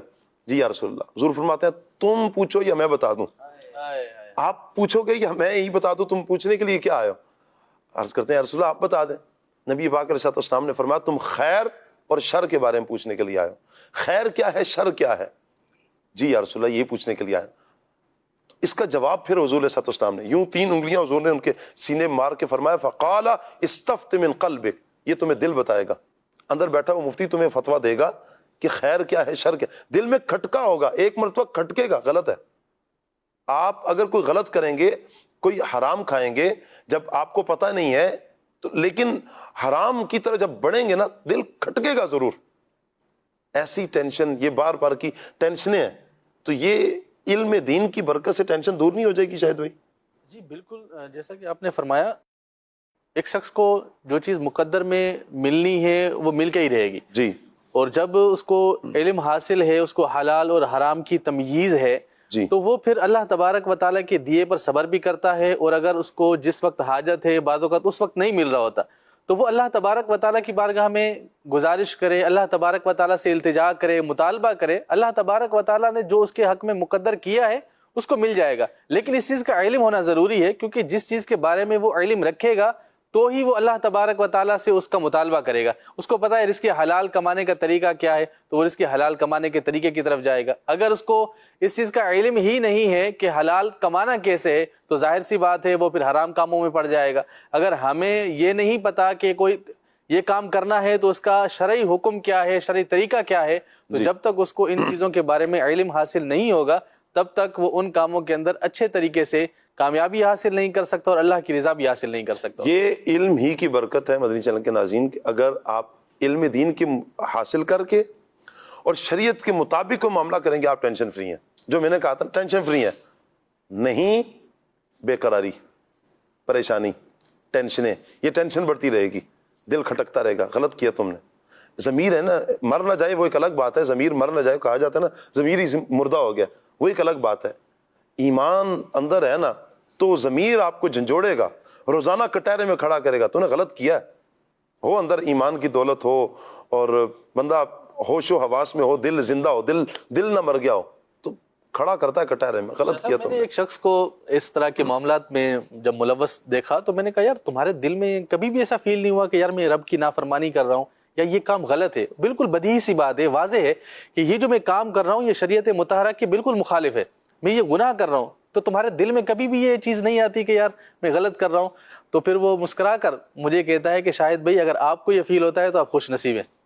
یعنی وہ اپنے بارے میں بتاتا تھا کہ مجھے فیل ہی ہونا ختم ہو گیا. تو بعض اوقات انسان جب ایک گناہ کرتا ہے تو وہ ایک سیاہ نقطہ اس کے دل پر لگا دیا جاتا ہے, اور جب گناہ کرتا رہتا ہے یہاں تک کہ اس کا دل پورا کا پورا سیاہ ہو جاتا ہے, تو پھر اس پر نصیحت اثر نہیں کرتی. تو ہمیں گناہوں سے بچنے کی کوشش کرتے رہنا چاہیے اور اللہ تبارک و تعالیٰ کی بارگاہ میں اس کی دعا بھی کرتے رہنا چاہیے کہ مولا مجھے گناہوں سے محفوظ فرما. اللہ اکبر, آمین. کچھ کالز ہیں مدنی چینل کے ناظرین کی, کال لیتے ہیں. کیسے ہیں ثاقب شاہ صاحب؟ ٹھیک ہے. ثاقب شاہ صاحب میرا آپ سے ایک سوال ہے, تعلیم انسان کی شخصیت سازی میں کس طرح مددگار ثابت ہوتی ہے, اس کی ذرا رہنمائی فرمائیے گا. کچھ تو گفتگو ہوئی ہے عمران بھائی, مزید کچھ آپ فرمائیں. دیکھیں, تعلیم کے ذریعے سے ہی بندہ کھرے کھوٹے کی پہچان حاصل کر سکتا ہے, اور تعلیم کے ذریعے سے ہی بندہ اچھائی اور برائی کو پہچان سکتا ہے. علم کے ذریعے سے ہی, علم ایک ایسا معیار ہے کہ جس کے ذریعے سے بندہ پہچان سکتا ہے کہ کس میں بھلائی ہے کس میں برائی ہے. تو اسی طرح اسلام نے مینرز کو بھی بیان کیا ہے, اسلام نے ہر ایک چیز کو بیان فرمایا ہے. تو جب اگر ہم اسلام کو پڑھیں گے اور مطالعہ کریں گے, علم حاصل کریں گے, تو اس کے اندر پھر ظاہری شخصیت, آج کل تو اس کے بڑے بڑے کورس بھی کروائے جاتے ہیں, بڑے بڑے اس کے اوپر سیمینارز بھی ہوا کرتے ہیں. اسلام نے 1400 سال پہلے یہ چیزیں بیان کر دی ہیں کہ صفائی ستھرائی کو بیان کیا ہے, اٹھنے بیٹھنے کے انداز کو بیان کیا ہے, گفتگو کے انداز کو بیان کیا ہے, لین دین کے معاملات کو بیان کیا ہے, آپس کے تعلقات کے اندر کیسا رویہ ہونا چاہیے اس کو اسلام نے بیان کیا ہے. یہ ساری چیزیں آپ پڑھیں گے تو یہ مینرز بھی آپ کو پتہ چلیں گے, تو پھر بندے کی ظاہری شخصیت بھی جو ہے وہ سنورے گی. مثال کے طور پر اسلام نے ظاہری شخصیت کے بارے میں یہ کہا کہ اگر اللہ رب العالمین نے نوازا ہے تو اب اس کے لیے یہ درست نہیں کہ وہ غریبوں والے کپڑے پہنے, اچھے کپڑے پہنے. صفائی ستھرائی کا اسلام نے بیان کیا ہے, تو جب صفائی ستھرائی کو کہا گیا کہ نصف ایمان ہے, ایمان کا حصہ ہے, اس کی اتنی فضیلتیں بیان کی گئی ہیں, تو پھر بندہ گندگی کیسے اختیار کرے گا, خود پرا گندہ بال کیسے رہے گا, اپنی ظاہری شکل و صورت کا بھی وہ خیال رکھے گا. اچھا, اسی طرح لین دین کے معاملات میں جب بندہ کھرا ہوگا نا اس کا کاروبار بھی اچھا چلے گا. وہ کیسے کھڑا ہوگا کہ جب اس کو پتا ہوگا کہ اگر میں غلط کروں گا, دھوکہ دہی کروں گا تو رب کی نافرمانی ہوگی, کاروبار سے برکت اٹھ جائے گی, شیطان ملوث ہو جائیں گے, اس میں سے برکت ختم ہو جائے گی, مجھے کبھی فائدہ حاصل نہیں ہوگا, ٹینشنیں بڑھ جائیں گی, میرا تو کام ہی ختم ہو جائے گا. پھر انسان کیا ہوگا, اپنے کاروبار کو بھی اچھا چلائے گا. اچھا, اسی طرح تعلقات کے حوالے سے دیکھے گا تو اس کو پتا ہے کہ میں نے کسی کو برا کہا, برے القاب سے میں نے کسی کو پکارا, کسی کو گالی دی, کسی کو برا بھلا کہا, تو الٹا میری شخصیت بھی متاثر ہوگی. ظاہر ہے کہ جسے آپ جو ہے وہ جھگڑا کریں گے, ہر کوئی تو ایسا نہیں ہے نا کہ آپ جو ہے نا کسی کو پتھر ماریں تو وہ آپ کو آ کر پھول دے دے. جی, کسی اور کی راہ کرے ایسے افراد بھی آ جائیں جو پھول دیں. ہاں جی, ایسے افراد بھی قسمت سے ملیں گے.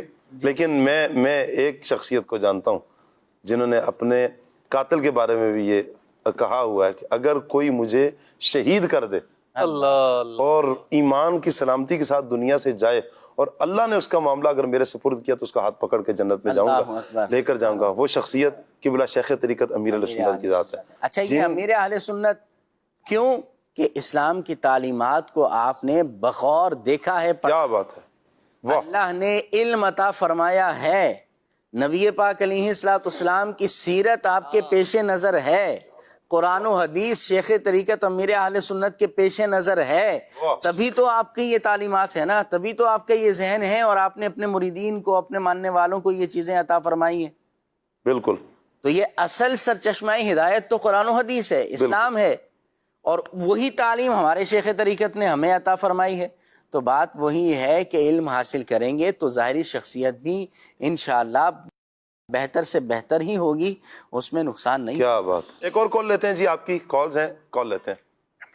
ثاقب بھائی کیا آپ کے ٹھیک ہے، خیریت سے ہیں؟ اچھا، میرا عمران بھائی سے سوال یہ تھا کہ ایک مشہور ایک لائن ہے کہ پڑھا لکھا جاہل، کیا اس میں آپ ہماری رہنمائی فرمائیں گے؟ اکثر لوگوں سے سنا ہے کہ وہ کہتے ہیں کہ یہ پڑھا لکھا جاہل انسان ہے، تو پڑھا لکھا بھی ہے اور جاہل بھی ہے، سمجھ نہیں آتی کچھ یہ بات۔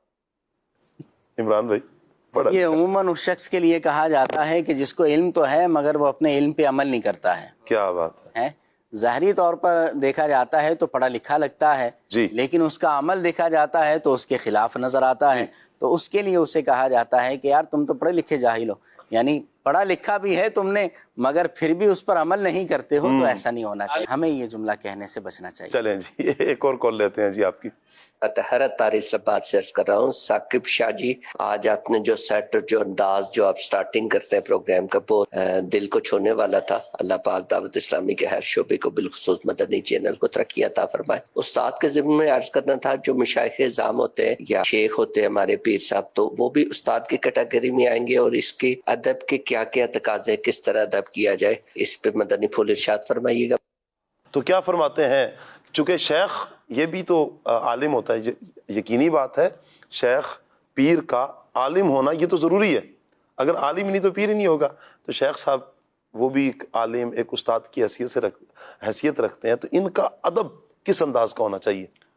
بسم اللہ الرحمن الرحیم۔ چاہے شیخ ہو، پیر ہو، مشائخ ہو یا عالم ہو، ان کا ادب یہ ہمیں لازمی کرنا چاہیے، اور ضروری بھی ہے کہ آپ نے جس کے ہاتھ میں اپنا ہاتھ دیا ہے، جو آپ کا شیخ ہے، جو آپ کا پیر ہے، وہ آپ کا استاد بھی ہے۔ بیعت کی ہے جی جی، بیعت کی، تو وہ اب آپ کا استاد بھی آپ کو دنیاوی طور پہ بھی جو مشکلات درپیش آئیں گی وہ بھی حل کرے گا، لیکن حقیقتاً جو پیر کا مقصد ہوتا ہے وہ یہ ہوتا ہے کہ آپ کی آخرت کو سنوارنا۔ جی، تو اب بزرگان دین نے یا ویسے بھی اس کے کافی سارے آداب بیان کیے کہ جب پیر کی بارگاہ میں جائیں تو بالکل خاموشی کے ساتھ بیٹھیں، پیر کی طرف متوجہ ہوں، اور اسی طرح جب یہی انداز کیا علماء کے لیے بھی ہوگا ہمارا؟ علماء کی جب صحبت میں بیٹھے، صحبت اختیار کرے گا، جب علماء کی بارگاہ میں جائے گا، تو بزرگ فرماتے ہیں کہ جب شیخ کی صحبت میں جائیں تو اپنے دل کو تھام کے رکھو، اور جب علماء کی صحبت میں بیٹھے تو اپنی زبان کو تھام کے رکھو، یعنی زبان کو ان کے سامنے خاموش رکھیں، بس ادب کے ساتھ ان کی گفتگو سماعت کریں،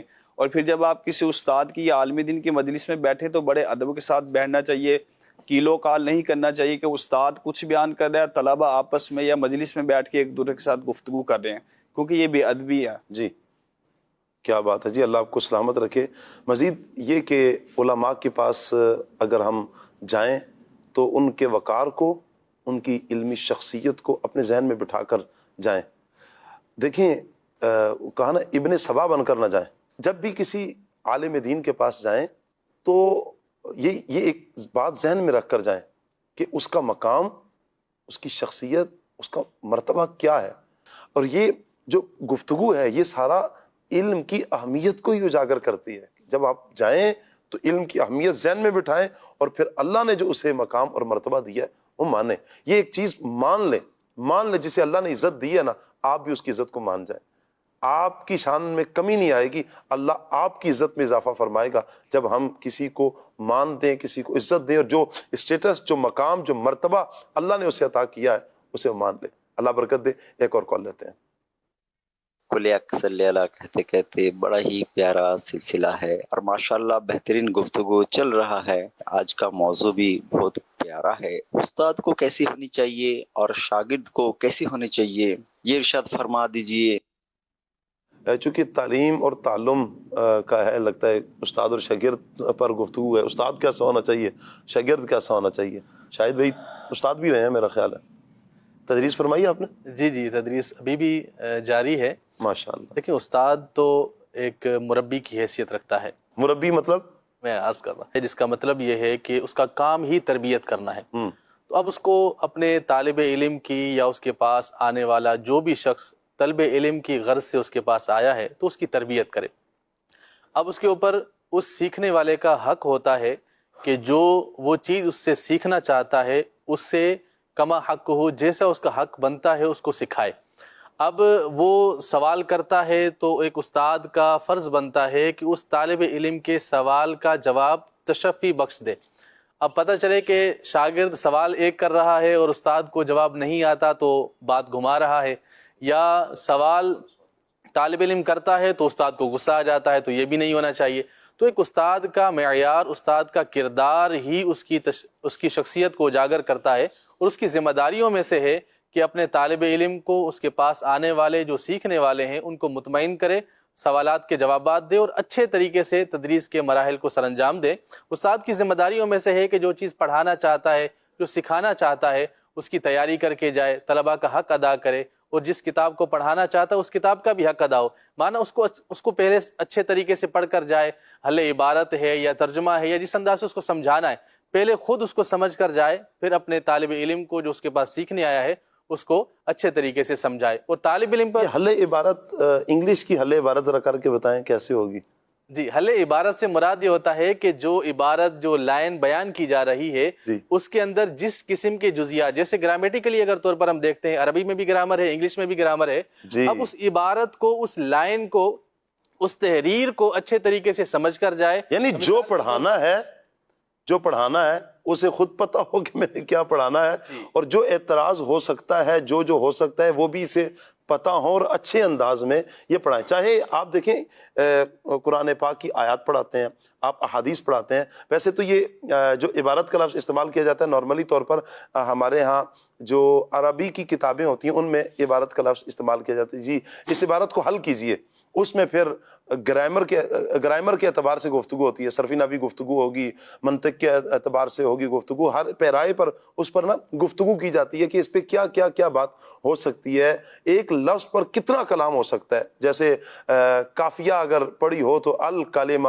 اس پر تو ٹھیک ٹھاک کلام کیا۔ مجھے یاد پڑتا ہے کہ ہم نے عمران بھائی اس پہ تو 2-3 دن ہمارے لگ گئے تھے، الکلمہ تو یہ کلمہ حل نہیں ہو رہا تھا ہمارا، لیکن یہ ہے کہ استاد صاحب کی شفقتیں تھی۔ یہ عرض کرنے کا مقصد یہ تو کھولا جاتا ہے، اسے ایک ایک ورڈ کو کھولا جاتا ہے۔ یوں ہی اگر آپ کالج میں ہیں، آپ یونیورسٹی میں ہیں، آپ اسکول میں ہیں، آپ کے پاس جو سبجیکٹ ہے، جو پڑھا رہے ہیں آپ، تو حق اس کا ادا کیا جائے، آپ کو آتا ہو پھر آگے پڑھایا جائے، ٹھیک ہے؟ آپ اگر کنفیوز ہیں تو آپ مجھے بتائیں نا، آپ کنفیوز تو طالب علم کا حل کیا ہوگا؟ تو مین تو دیکھیں علم کی، ہمارا ٹاپک علم کی گفتگو ہے، چونکہ علم حاصل ہوتا ہی استاد اور شاگرد، یہ ایک رشتہ ہی ہے یہ علم حاصل کرنے کا، تو دونوں میں ایک دوسرے میں ادب اور احترام کا یہ رشتہ باقی رہے گا۔ شاگرد اپنی جگہ پر اپنے استاد کا ادب کرے گا، احترام کرے گا تو مقام پائے گا۔ استاد کے پیش نظر بھی ہو کہ میں نے اس کو کچھ بنانا ہے، علم دین کی طرف ہے تو اسے عالم بنانا ہے، اسے کسی مقام اور منصب تک لے کر جانا ہے تاکہ دنیا اور آخرت سنور جائے۔ اللہ پاک سب کو برکت عطا فرمائے۔ ایک اور کال لیتے ہیں آپ کی۔ تعلیم کے بغیر ایک مسلمان اپنی دینی ذمہ داریاں کس طرح ادا کر سکتا ہے، یہ ذرا بتائیں۔ عمران بھائی۔ دیکھیں، تعلیم کے بغیر اس کا مطلب کیا ہے کہ تعلیم کس حوالے سے کیا ہوتی ہے۔ پہلے تو یہ دیکھنا چاہیے کہ کتنی تعلیم ایک مسلمان کو بینگ اے مسلم حاصل کرنا ضروری ہے۔ جی، اسلام کی جو بنیادی معلومات ہے جس کو ضروریات دین کہا جاتا ہے، اس کا تو یقیناً حاصل کرنا ضروری ہے، اور وہ تقریباً سب کو پتہ بھی ہوتی ہیں۔ اچھا، اسی طرح جو ارکان اسلام ہیں اس کے بارے میں پتہ ہو، عقائد اسلام کے بارے میں پتہ ہو، تو اگر تو وہ بھی کسی کو نہیں آتی تو وہ تو بندہ بہت ہی خسارے کے اندر ہے، نقصان کے اندر ہے، اسے سوچنا چاہیے۔ اب تعلیم کون سی حاصل کرنا ضروری ہے، اس کے حوالے سے یاد رکھیں کہ علم جو ہے نا وہ 2 قسم کے ہوتے ہیں، ایک ہوتا ہے فرض علوم اور دوسرا ہوتا ہے کہ فرض علوم کے علاوہ اضافی علوم بندہ حاصل کرے۔ تو فرض علوم تو ہر بندے پر سیکھنا فرض ہیں۔ اب کون سے علم سیکھنا فرض ہیں؟ سیدی اعلیٰ حضرت رحمۃ اللہ علیہ نے فتاوی رضویہ میں ارشاد فرمایا ہے کہ ہر بندے پر اس کی حالت موجودہ کا علم حاصل کرنا فرض ہے۔ مثال کے طور پر اگر کوئی بالغ ہے تو اس پر نماز فرض ہے۔ اب اس کی حالت موجودہ یہ ہے کہ اس پر نماز فرض ہے، تو نماز کا علم حاصل کرنا اس پہ فرض ہے۔ جو نماز کے ضروری مسائل ہیں جس کی وجہ سے نماز درست ہوتی ہے، تو نماز کے ضروری مسائل کا علم حاصل کرنا اس پر فرض ہو جائے گا۔ اچھا، اسی طرح جس پر حج فرض ہے تو اس کے اوپر حج کے ضروری مسائل سیکھنا فرض ہو جائے گا، اور جس پر حج فرض نہیں ہے تو اس پر فرض نہیں ہے۔ اچھا، اسی طرح جس پر زکوٰۃ فرض ہے تو اس کے اوپر زکوٰۃ کے ضروری مسائل سیکھنا یہ فرض ہو جائے گا۔ جو بندے کی حالتیں موجودہ ہوتی ہیں اس کا علم حاصل کرنا یہ بندے پر فرض ہوتا ہے۔ لہٰذا اپنے آپ کو غور کریں کہ میں کس کیٹیگری کے اندر ہوں، مجھ پر کون کون سے علم حاصل کرنا یہ ضروری ہے۔ بنیادی طور پر میں یہاں پر آپ کو بیان کر دوں کہ 5 قسم کے علوم ہوتے ہیں جو فرض علوم کے اندر جو ہے نا وہ شامل ہوا کرتے ہیں، اور ان کو سیکھنا یہ ضروری ہوتا ہے۔ ان میں سے پہلے نمبر پر ہے عقائد و نظریات۔ عقائد و نظریات، کہ عقیدہ ہی تو ہمیں دوسروں سے ممتاز کرتا ہے۔ صحیح۔ بھئی ایک غیر مسلم ہے اور ایک مسلم ہے، کون سی چیز ہے جو دونوں میں فرق کر رہی ہے؟ عقیدے کی، نظریات کی، کہ ہمارا عقیدہ الگ ہے ان کا عقیدہ الگ ہے۔ تو عقائد و نظریات کا علم پہلے نمبر پر ہے۔ دوسرے نمبر پر عبادات آتی ہیں، اور تیسرے نمبر پر پھر معاملات ہیں۔ چوتھے نمبر پر منجیات، یہ بھی سیکھنا ضروری ہے۔ 5ویں نمبر پر مہلکات، ان کا علم بندہ حاصل کرے۔ تو یہ 5 چیزیں جو ہے نا یہ ہمارے دائرہ کار کے اندر آتی ہیں، اور اس کا علم ہر مسلمان کو سیکھنا ضروری ہے، چاہے وہ مرد ہو یا عورت ہو۔ اور اس کے لیے مکتبۃ المدینہ کی بہت پیاری کتاب ہے فرض علوم سیکھیے۔ آپ دعوت اسلامی کی ویب سائٹ سے اس کو فری آف کاسٹ اس کو ڈاؤن لوڈ بھی کر سکتے ہیں، PDF اپنے موبائل میں رکھ لیں، وقتاً فوقتاً 1 صفحہ 2 صفحہ، آدھی لائن، 1 لائن، آدھا صفحہ، جتنا آپ کو وقت ملے اس کو پڑھتے رہیں، فرض علوم آپ کو حاصل ہوتا رہے گا۔ اللہ توفیق دے تو اس کا کوئی کورس بھی کریں، یہ کتاب بھی مسلسل آپ پڑھیں تو اس سے بھی آپ کو بہت زیادہ علم دے، اللہ نے چاہا تو حاصل فرمائے۔ جی نیکسٹ کال دیجیے۔ جی میرا سوال یہ ہے، ایک پڑھے لکھے اور ان پڑھ انسان کی زندگی میں کیا فرق ہوتا ہے؟ پڑھے لکھے اور ان پڑھ یعنی جو نہیں پڑھا ہوا، اس کی زندگی کا فرق بالکل واضح، روز روشن کی طرح واضح ہے۔ اللہ پاک نے قرآن پاک میں بھی فرمایا، جیسے عمران بن شروع میں تلاوت فرمائی آیت مبارکہ، هل يستوي الذين يعلمون والذين لا يعلمون، کہ کیا جاننے والا اور نہ جاننے والا یہ دونوں برابر ہیں؟ یہ دونوں برابر نہیں ہو سکتے۔ ایک تو فرق یہاں پر یہ ہے کہ رب کی بارگاہ میں ہی علم والے کا ایک مقام ہے۔ پھر جو علم والا ہے نا، جسے علم ہے، وہ اپنی زندگی گزارتا ہے، کس انداز میں گزارے گا کہ اس نے اپنے اہداف طے کیے ہوں گے، اپنی زندگی کو مینج کیا ہوگا، ٹائم ٹیبل بنا ہے، مینج کر کے ایک اچھے انداز میں پرسکون طریقے کے ساتھ اپنی زندگی کو گزارتا ہے۔ جبکہ جسے علم نہیں ہے اس کی زندگی میں ذہنوں میں ایک انتشار ہے، اچھا کوئی جدول نہیں، نہ سونے کا پتہ ہے، نہ اٹھنے کا پتہ ہے، نہ معاملات کا پتہ ہے، نہ ڈیلنگ کا پتہ ہے، نہ بات کرنے کا انداز ہے۔ لوگ اس کے پاس بیٹھنے کو ہی پسند نہیں کرتے، اسے پتہ ہے بھائی یہ بات بات پہ گالی دے دیتا ہے، بات بات پہ غصہ کرنے لگ پڑتا ہے۔ تو ایسا فرد جو علم سے دور ہوتا ہے یہ تنہا رہ جاتا ہے، جبکہ علم والے افراد کو پتہ ہے میں نے کب کیا گفتگو کرنی ہے، کس وقت میں نے کیا معاملہ کرنا ہے، تو وہ اپنی زندگی کو اس طرح باوقار زندگی گزارتا ہے۔ اور پھر علم والے ہی افراد وہ ہوتے ہیں کہ جو راج کرتے ہیں۔ مجھے یہاں پر ایک بات یاد آتی ہے کہ ایک بادشاہ کو نا دوسرے ملک والوں نے پکڑ لیا، بادشاہ بڑا پڑھا لکھا تھا، تو قید کر دیا اسے۔ جب قید کیا تو بادشاہ نے ایک ریکویسٹ کی، کہا کہ دیکھو سلطنت تو جائے کوئی مسئلہ نہیں ہے، تم نے مجھے قید کر دیا ہے، میری خواہش ہے کہ تم کچھ بچے مجھے دے دو، میں ان کو پڑھا دیتا ہوں، میں انہیں پڑھا دیتا ہوں۔ وہ آگے سے ہنس کر کہا دوبارہ بادشاہ بننے کا ارادہ ہے، دوبارہ بادشاہ بننے کا ارادہ ہے تمہارا؟ یہ ہے علم انسان کو بادشاہ بناتا ہے۔ اللہ عمل کی توفیق عطا فرمائے کہ ہم علم حاصل کریں اور علم دین حاصل کریں۔ اللہ کرے ایسا ہو جائے۔ کال لیتے ہیں۔ میرا نام عبد المعین سومرا ہے اور یہ میری فرمائش لگاتے اے ختم رسول مکی مدنی۔ بہت شکریہ آپ کا جی، اللہ آپ کو سلامت رکھے. ایک اور کال لیتے ہیں. ابو ہریرہ اتاری یہ کلام سنا دیں. سارے پرو درو دے اج سرکار آ گئے. کیا بات ہے، اللہ آپ کو سلامت رکھے. اگلے کالر کیا کہہ رہے ہیں؟ میں شاہ رخ لودھی ملیشیا سے عرض کر رہا ہوں. ناطقہ اسلامی بھائی سے عرض تھا کہ وہ مفتی اعظم ہند کا یہ کلام سنا دے. تو شمع رسالت ہے عالم تیرا پروانہ. کیا بات ہے، پیارے کلام کی فرمائش کی آپ نے، اللہ آپ کو سلامت رکھے جی.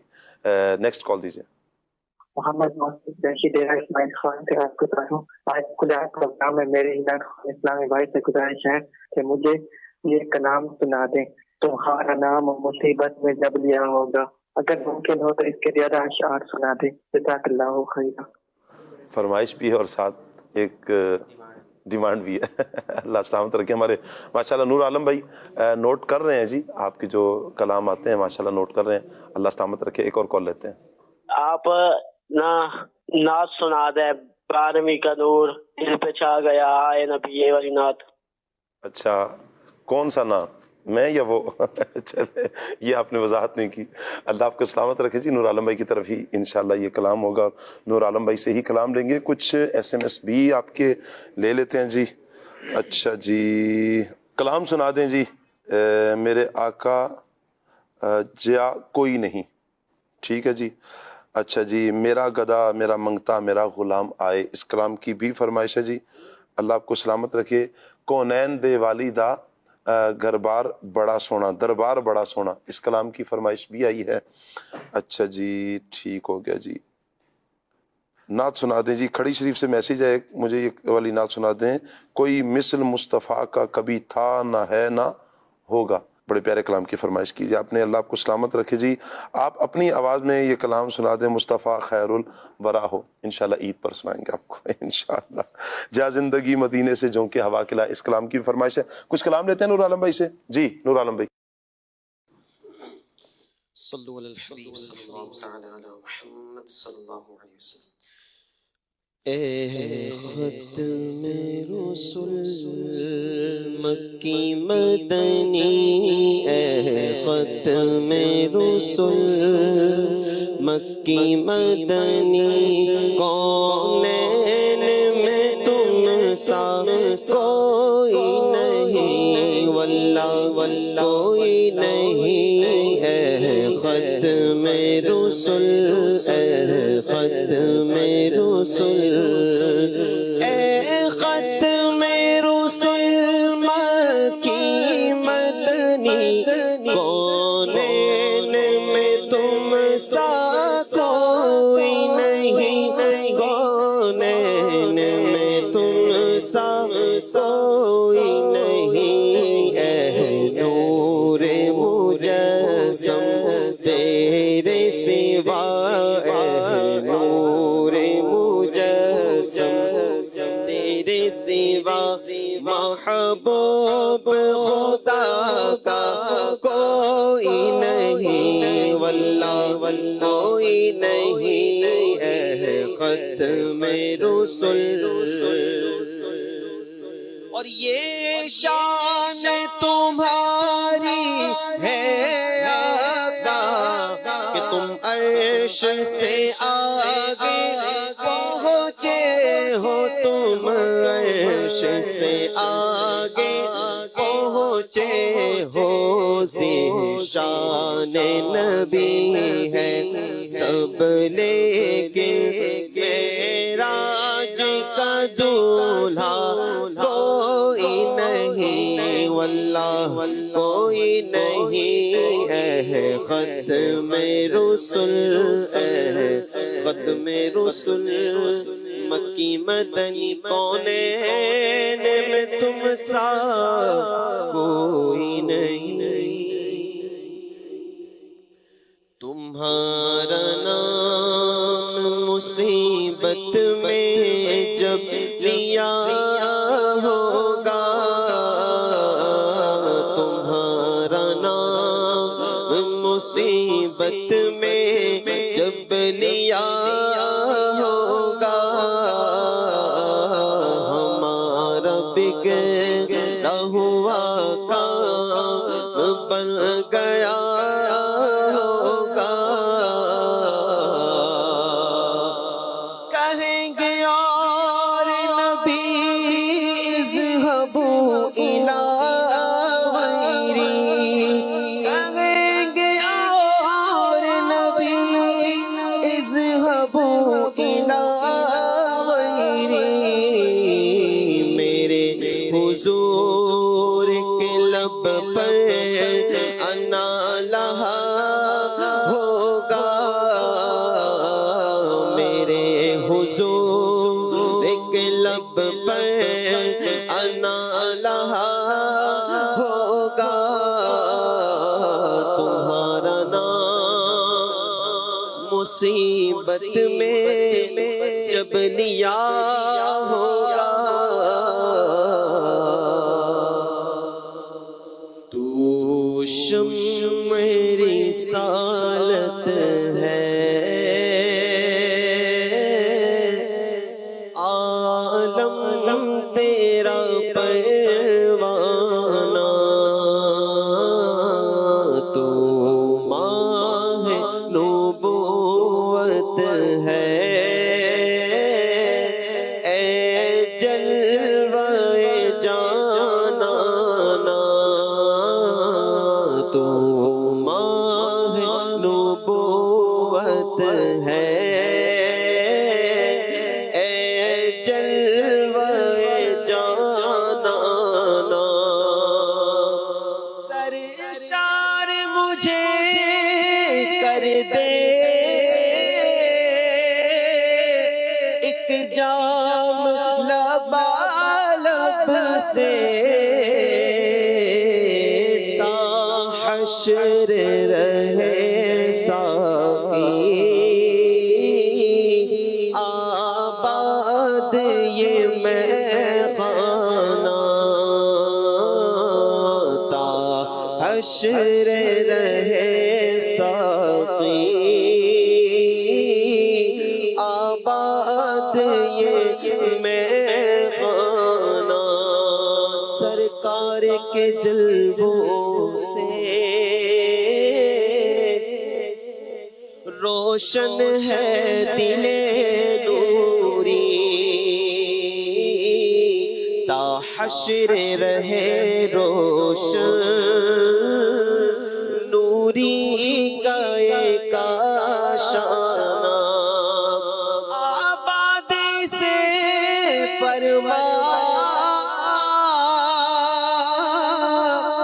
ویرا دل نوری، جلوے تیرے بس جائے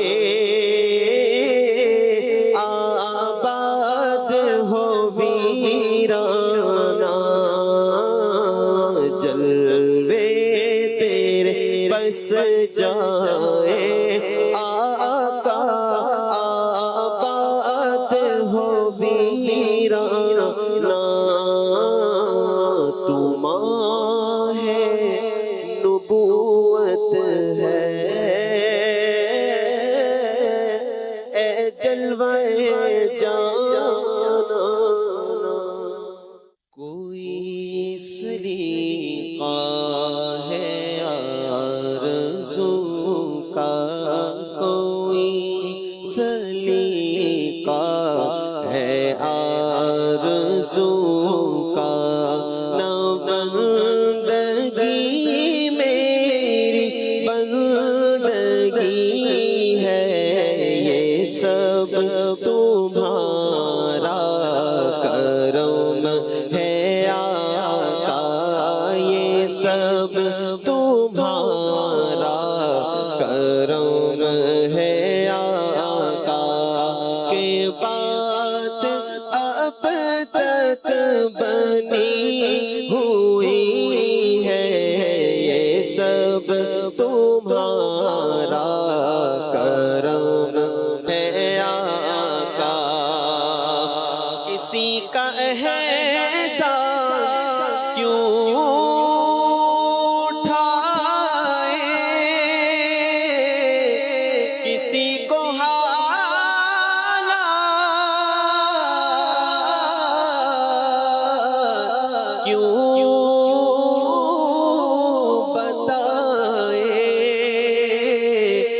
کسی کا احسان کیوں اٹھائے،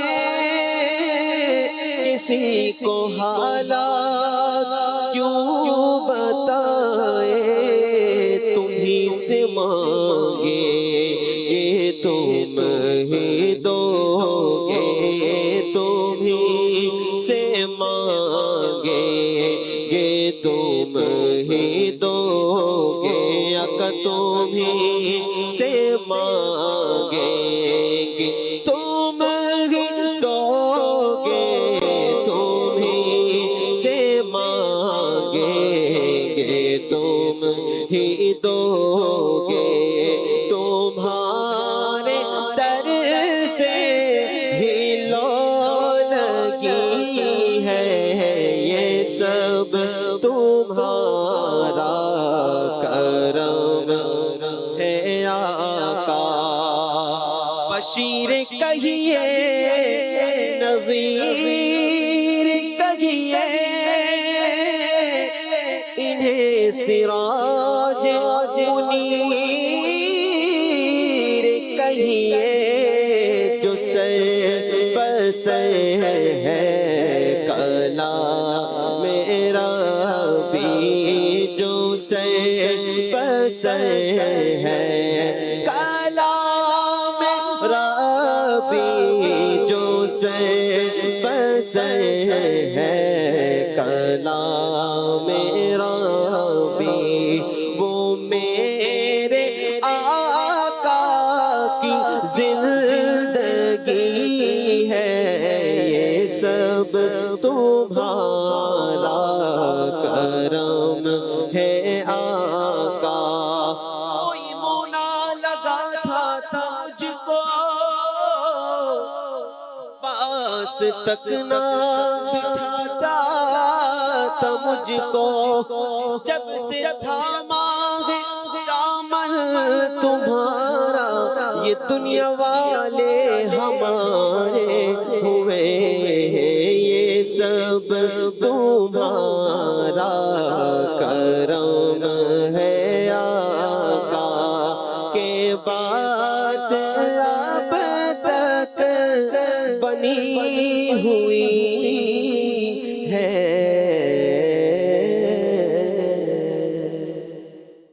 منقبت بھی غوث پاک کی سنا دیں۔ سے پردہ اب اپنے ہٹا دو، فاصلوں کو خدا را مٹا دو،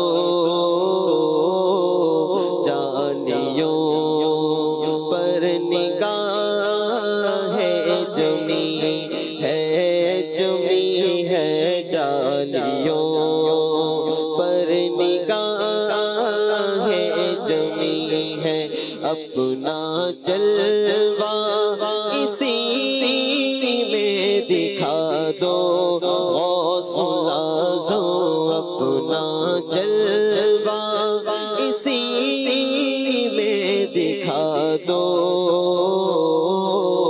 جانیوں پر نگاہ ہے جمی ہے، جمی ہے جانیوں پر نگاہ ہے جمی ہے، ایک مجرم سیاہ کار ہوں میں، ایک مجرم سیاہ کار ہوں میں، ہر خطا کا سزاوار ہوں میں، ہر خطا کا سزاوار ہوں میں، میرے چاروں طرف ہے اندھیرا، روشنی کا طلبگار ہوں میں، ایک دیا ہی سمجھ کر جلا دو شاہ جیلا، ایک دیا ہی سمجھ کر جلا دو جالیوں پر نگاہ جمی ہے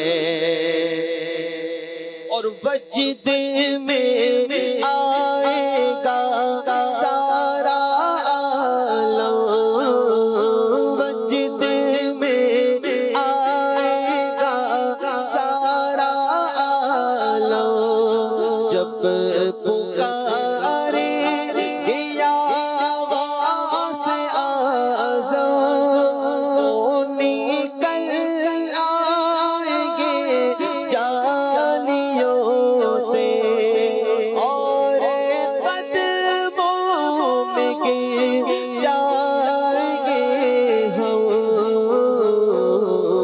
پھر کہیں گے کہ بگڑی بنا دو میر میرا پھر کہیں گے کہ بگڑی بنا دو جالیوں پر نگاہ جمی ہے سن رہے ہیں وہ فریاد میری ہاں سن رہے ہیں وہ فریاد میری ہاں سن رہے ہیں وہ فریاد میری خاک ہوگی برباد میری کہیں بھی مروں شاہ جیلا روح پہنچے گی بغداد میری مجھ کو پرواز کے پر لگا دو سلازم مجھ کو پرواز کے پر لگا دو جالیوں پر نگاہ جمی ہے جالیوں پر نگاہ جمی ہے اپنا جلوہ اسی میں دکھا دو جالیوں پر نگاہ جمی ہے سبحان اللہ، کیا بات ہے جی. اللہ پاک نور عالم بھائی کو برکتیں عطا فرمائے.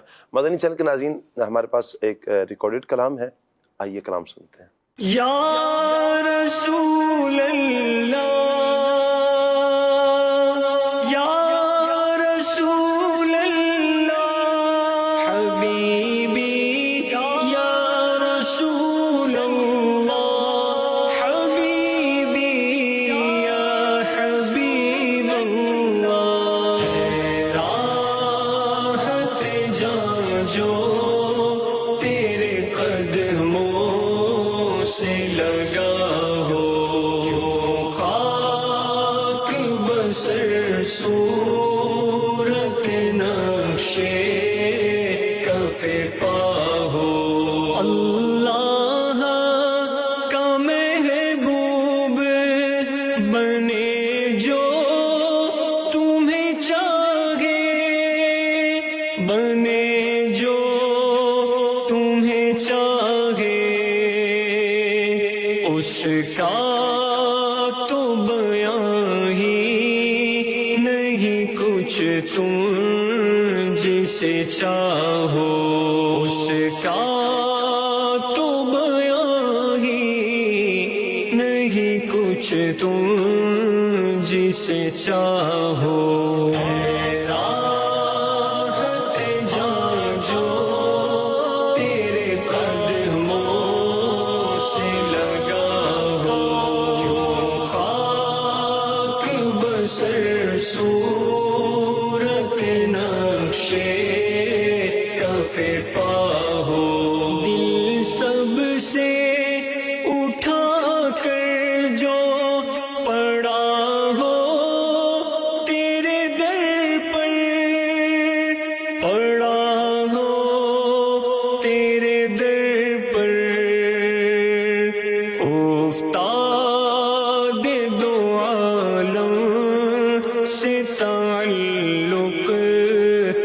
اسے کیا ہو افتاد دو عالم سے تعلق اسے کیا ہو راحت جان جو تیرے قدموں سے لگا ہو خاک بسر صورت نقش کف پا ہو بے چین رکھے مجھ کو تیرا درد محبت تیرا درد محبت مٹ جائے وہ دل پھر جسے ارمان دوا ہو مٹ جائے وہ دل پھر جسے ارمان دوا ہو راحت جان جو تیرے قدموں سے لگا ہو خاک بسر صورت نقش کف پا ہو سلسلہ الفت کا جسے زلف نبی سے جسے زلف نبی سے الجھے نہ کوئی کام نہ پابند بلا ہو الجھے نہ کوئی کام نہ پابند بلا ہو راحت جان جو تیرے قدموں سے لگا ہو خاک بسر صورت نقش کف پا ہو شکر ایک کرم کا بھی ادا ہو نہیں سکتا ادا ہو نہیں سکتا دل تم پہ فدا جان حسن تم پہ فدا ہو دل تم پہ فدا جان حسن تم پہ فدا ہو راحت جان جو تیرے قدموں سے لگا ہو خاک بسر صورت نقش کف پا ہو اللہ پاک تمام عاشقان رسول کو برکتیں عطا فرمائے، دونوں جہانوں کی بھلائیاں عطا فرمائے۔ الحمدللہ مدنی چینل کے ناظرین، آج ہم نے علم دین کی اہمیت پر گفتگو کی، قرآن پاک کی آیات بینات بھی ہم نے سنی، احادیث بھی سنی ہم نے، پھر اسلاف کا ایک انداز بھی، اور یقین کیجئے علم دین کے لیے ہمارے اسلاف نے میلوں کا سفر کیا ہے۔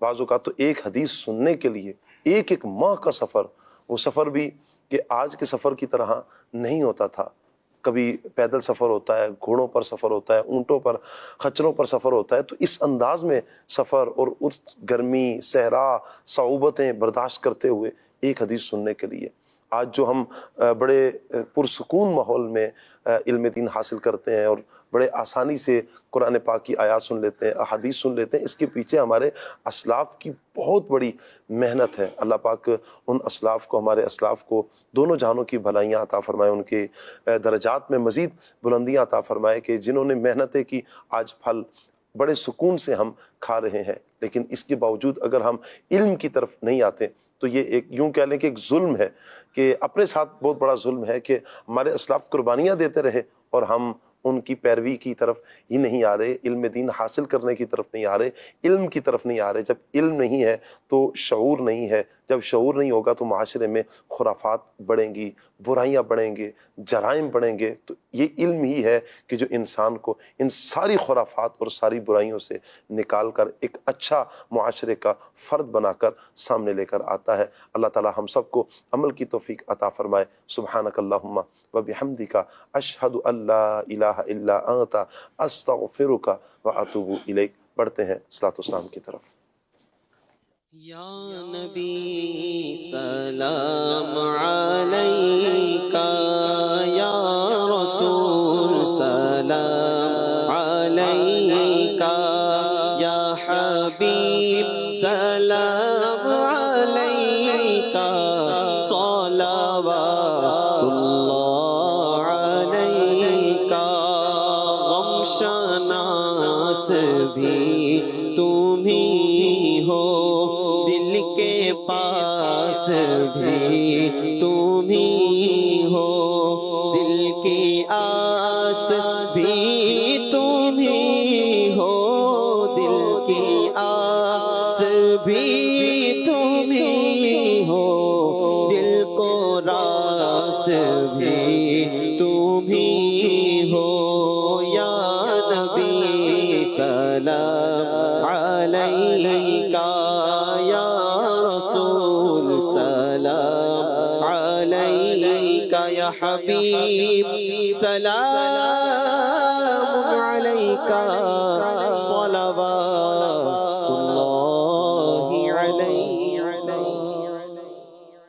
کھلے آنکھ صلی علی کہتے کہتے، کھلے آنکھ صلی علی کہتے کہتے، کھلے آنکھ صلی علی کہتے کہتے۔ مدنی چینل، مدنی چینل، مدنی چینل، سچی ہے تعبیر یہ دین متی کی، ہے اس سے تشہیر ایمان و یقین کی، سچی ہے تعبیر یہ دین متی کی، ہے اس سے تشہیر ایمان و یقین کی۔ مدنی چینل، مدنی چینل، مدنی چینل، مدنی چینل، مدنی چینل، مدنی چینل۔ جو دور ہے ان کو خدا سے یہ ملاتا ہے، جو دور ہے ان کو خدا سے یہ ملاتا ہے، جو پاس ہے یہ ان کی نزدیکی بڑھاتا ہے۔ مدنی چینل، مدنی چینل، مدنی چینل، مدنی چینل، مدنی چینل، مدنی چینل۔ قرآن میرے رب کا کلام، قرآن۔ الحمدللہ رب العالمین، والصلاة والسلام علی خاتم النبیین، اما بعد فاعوذ باللہ من الشیطان الرجیم، بسم اللہ الرحمن الرحیم۔ پڑھیے الصلاۃ والسلام علیک یا رسول اللہ وعلی آلک واصحابک یا حبیب اللہ۔ الصلاۃ والسلام علیک یا نبی اللہ وعلی آلک واصحابک یا نور اللہ۔ درود پاک پڑھنے کے بے شمار فضائل و برکات ہیں۔ میرے آقا مدینے والے مصطفیٰ صلی اللہ تعالیٰ علیہ وسلم کا فرمان، جس نے مجھ پر صبح و شام 10 بار درود پاک پڑھا، اسے قیامت کے دن میری شفاعت ملے گی۔ محبت کے ساتھ بآواز بلند درود پاک پڑھ لیں۔ صلو علی الحبیب صلی اللہ تعالیٰ علی محمد صلی اللہ علیہ وسلم۔ مہر چرخ نبوت پہ روشن درود، مہر چرخ نبوت پہ روشن درود، گل باغ رسالت پہ لاکھوں سلام۔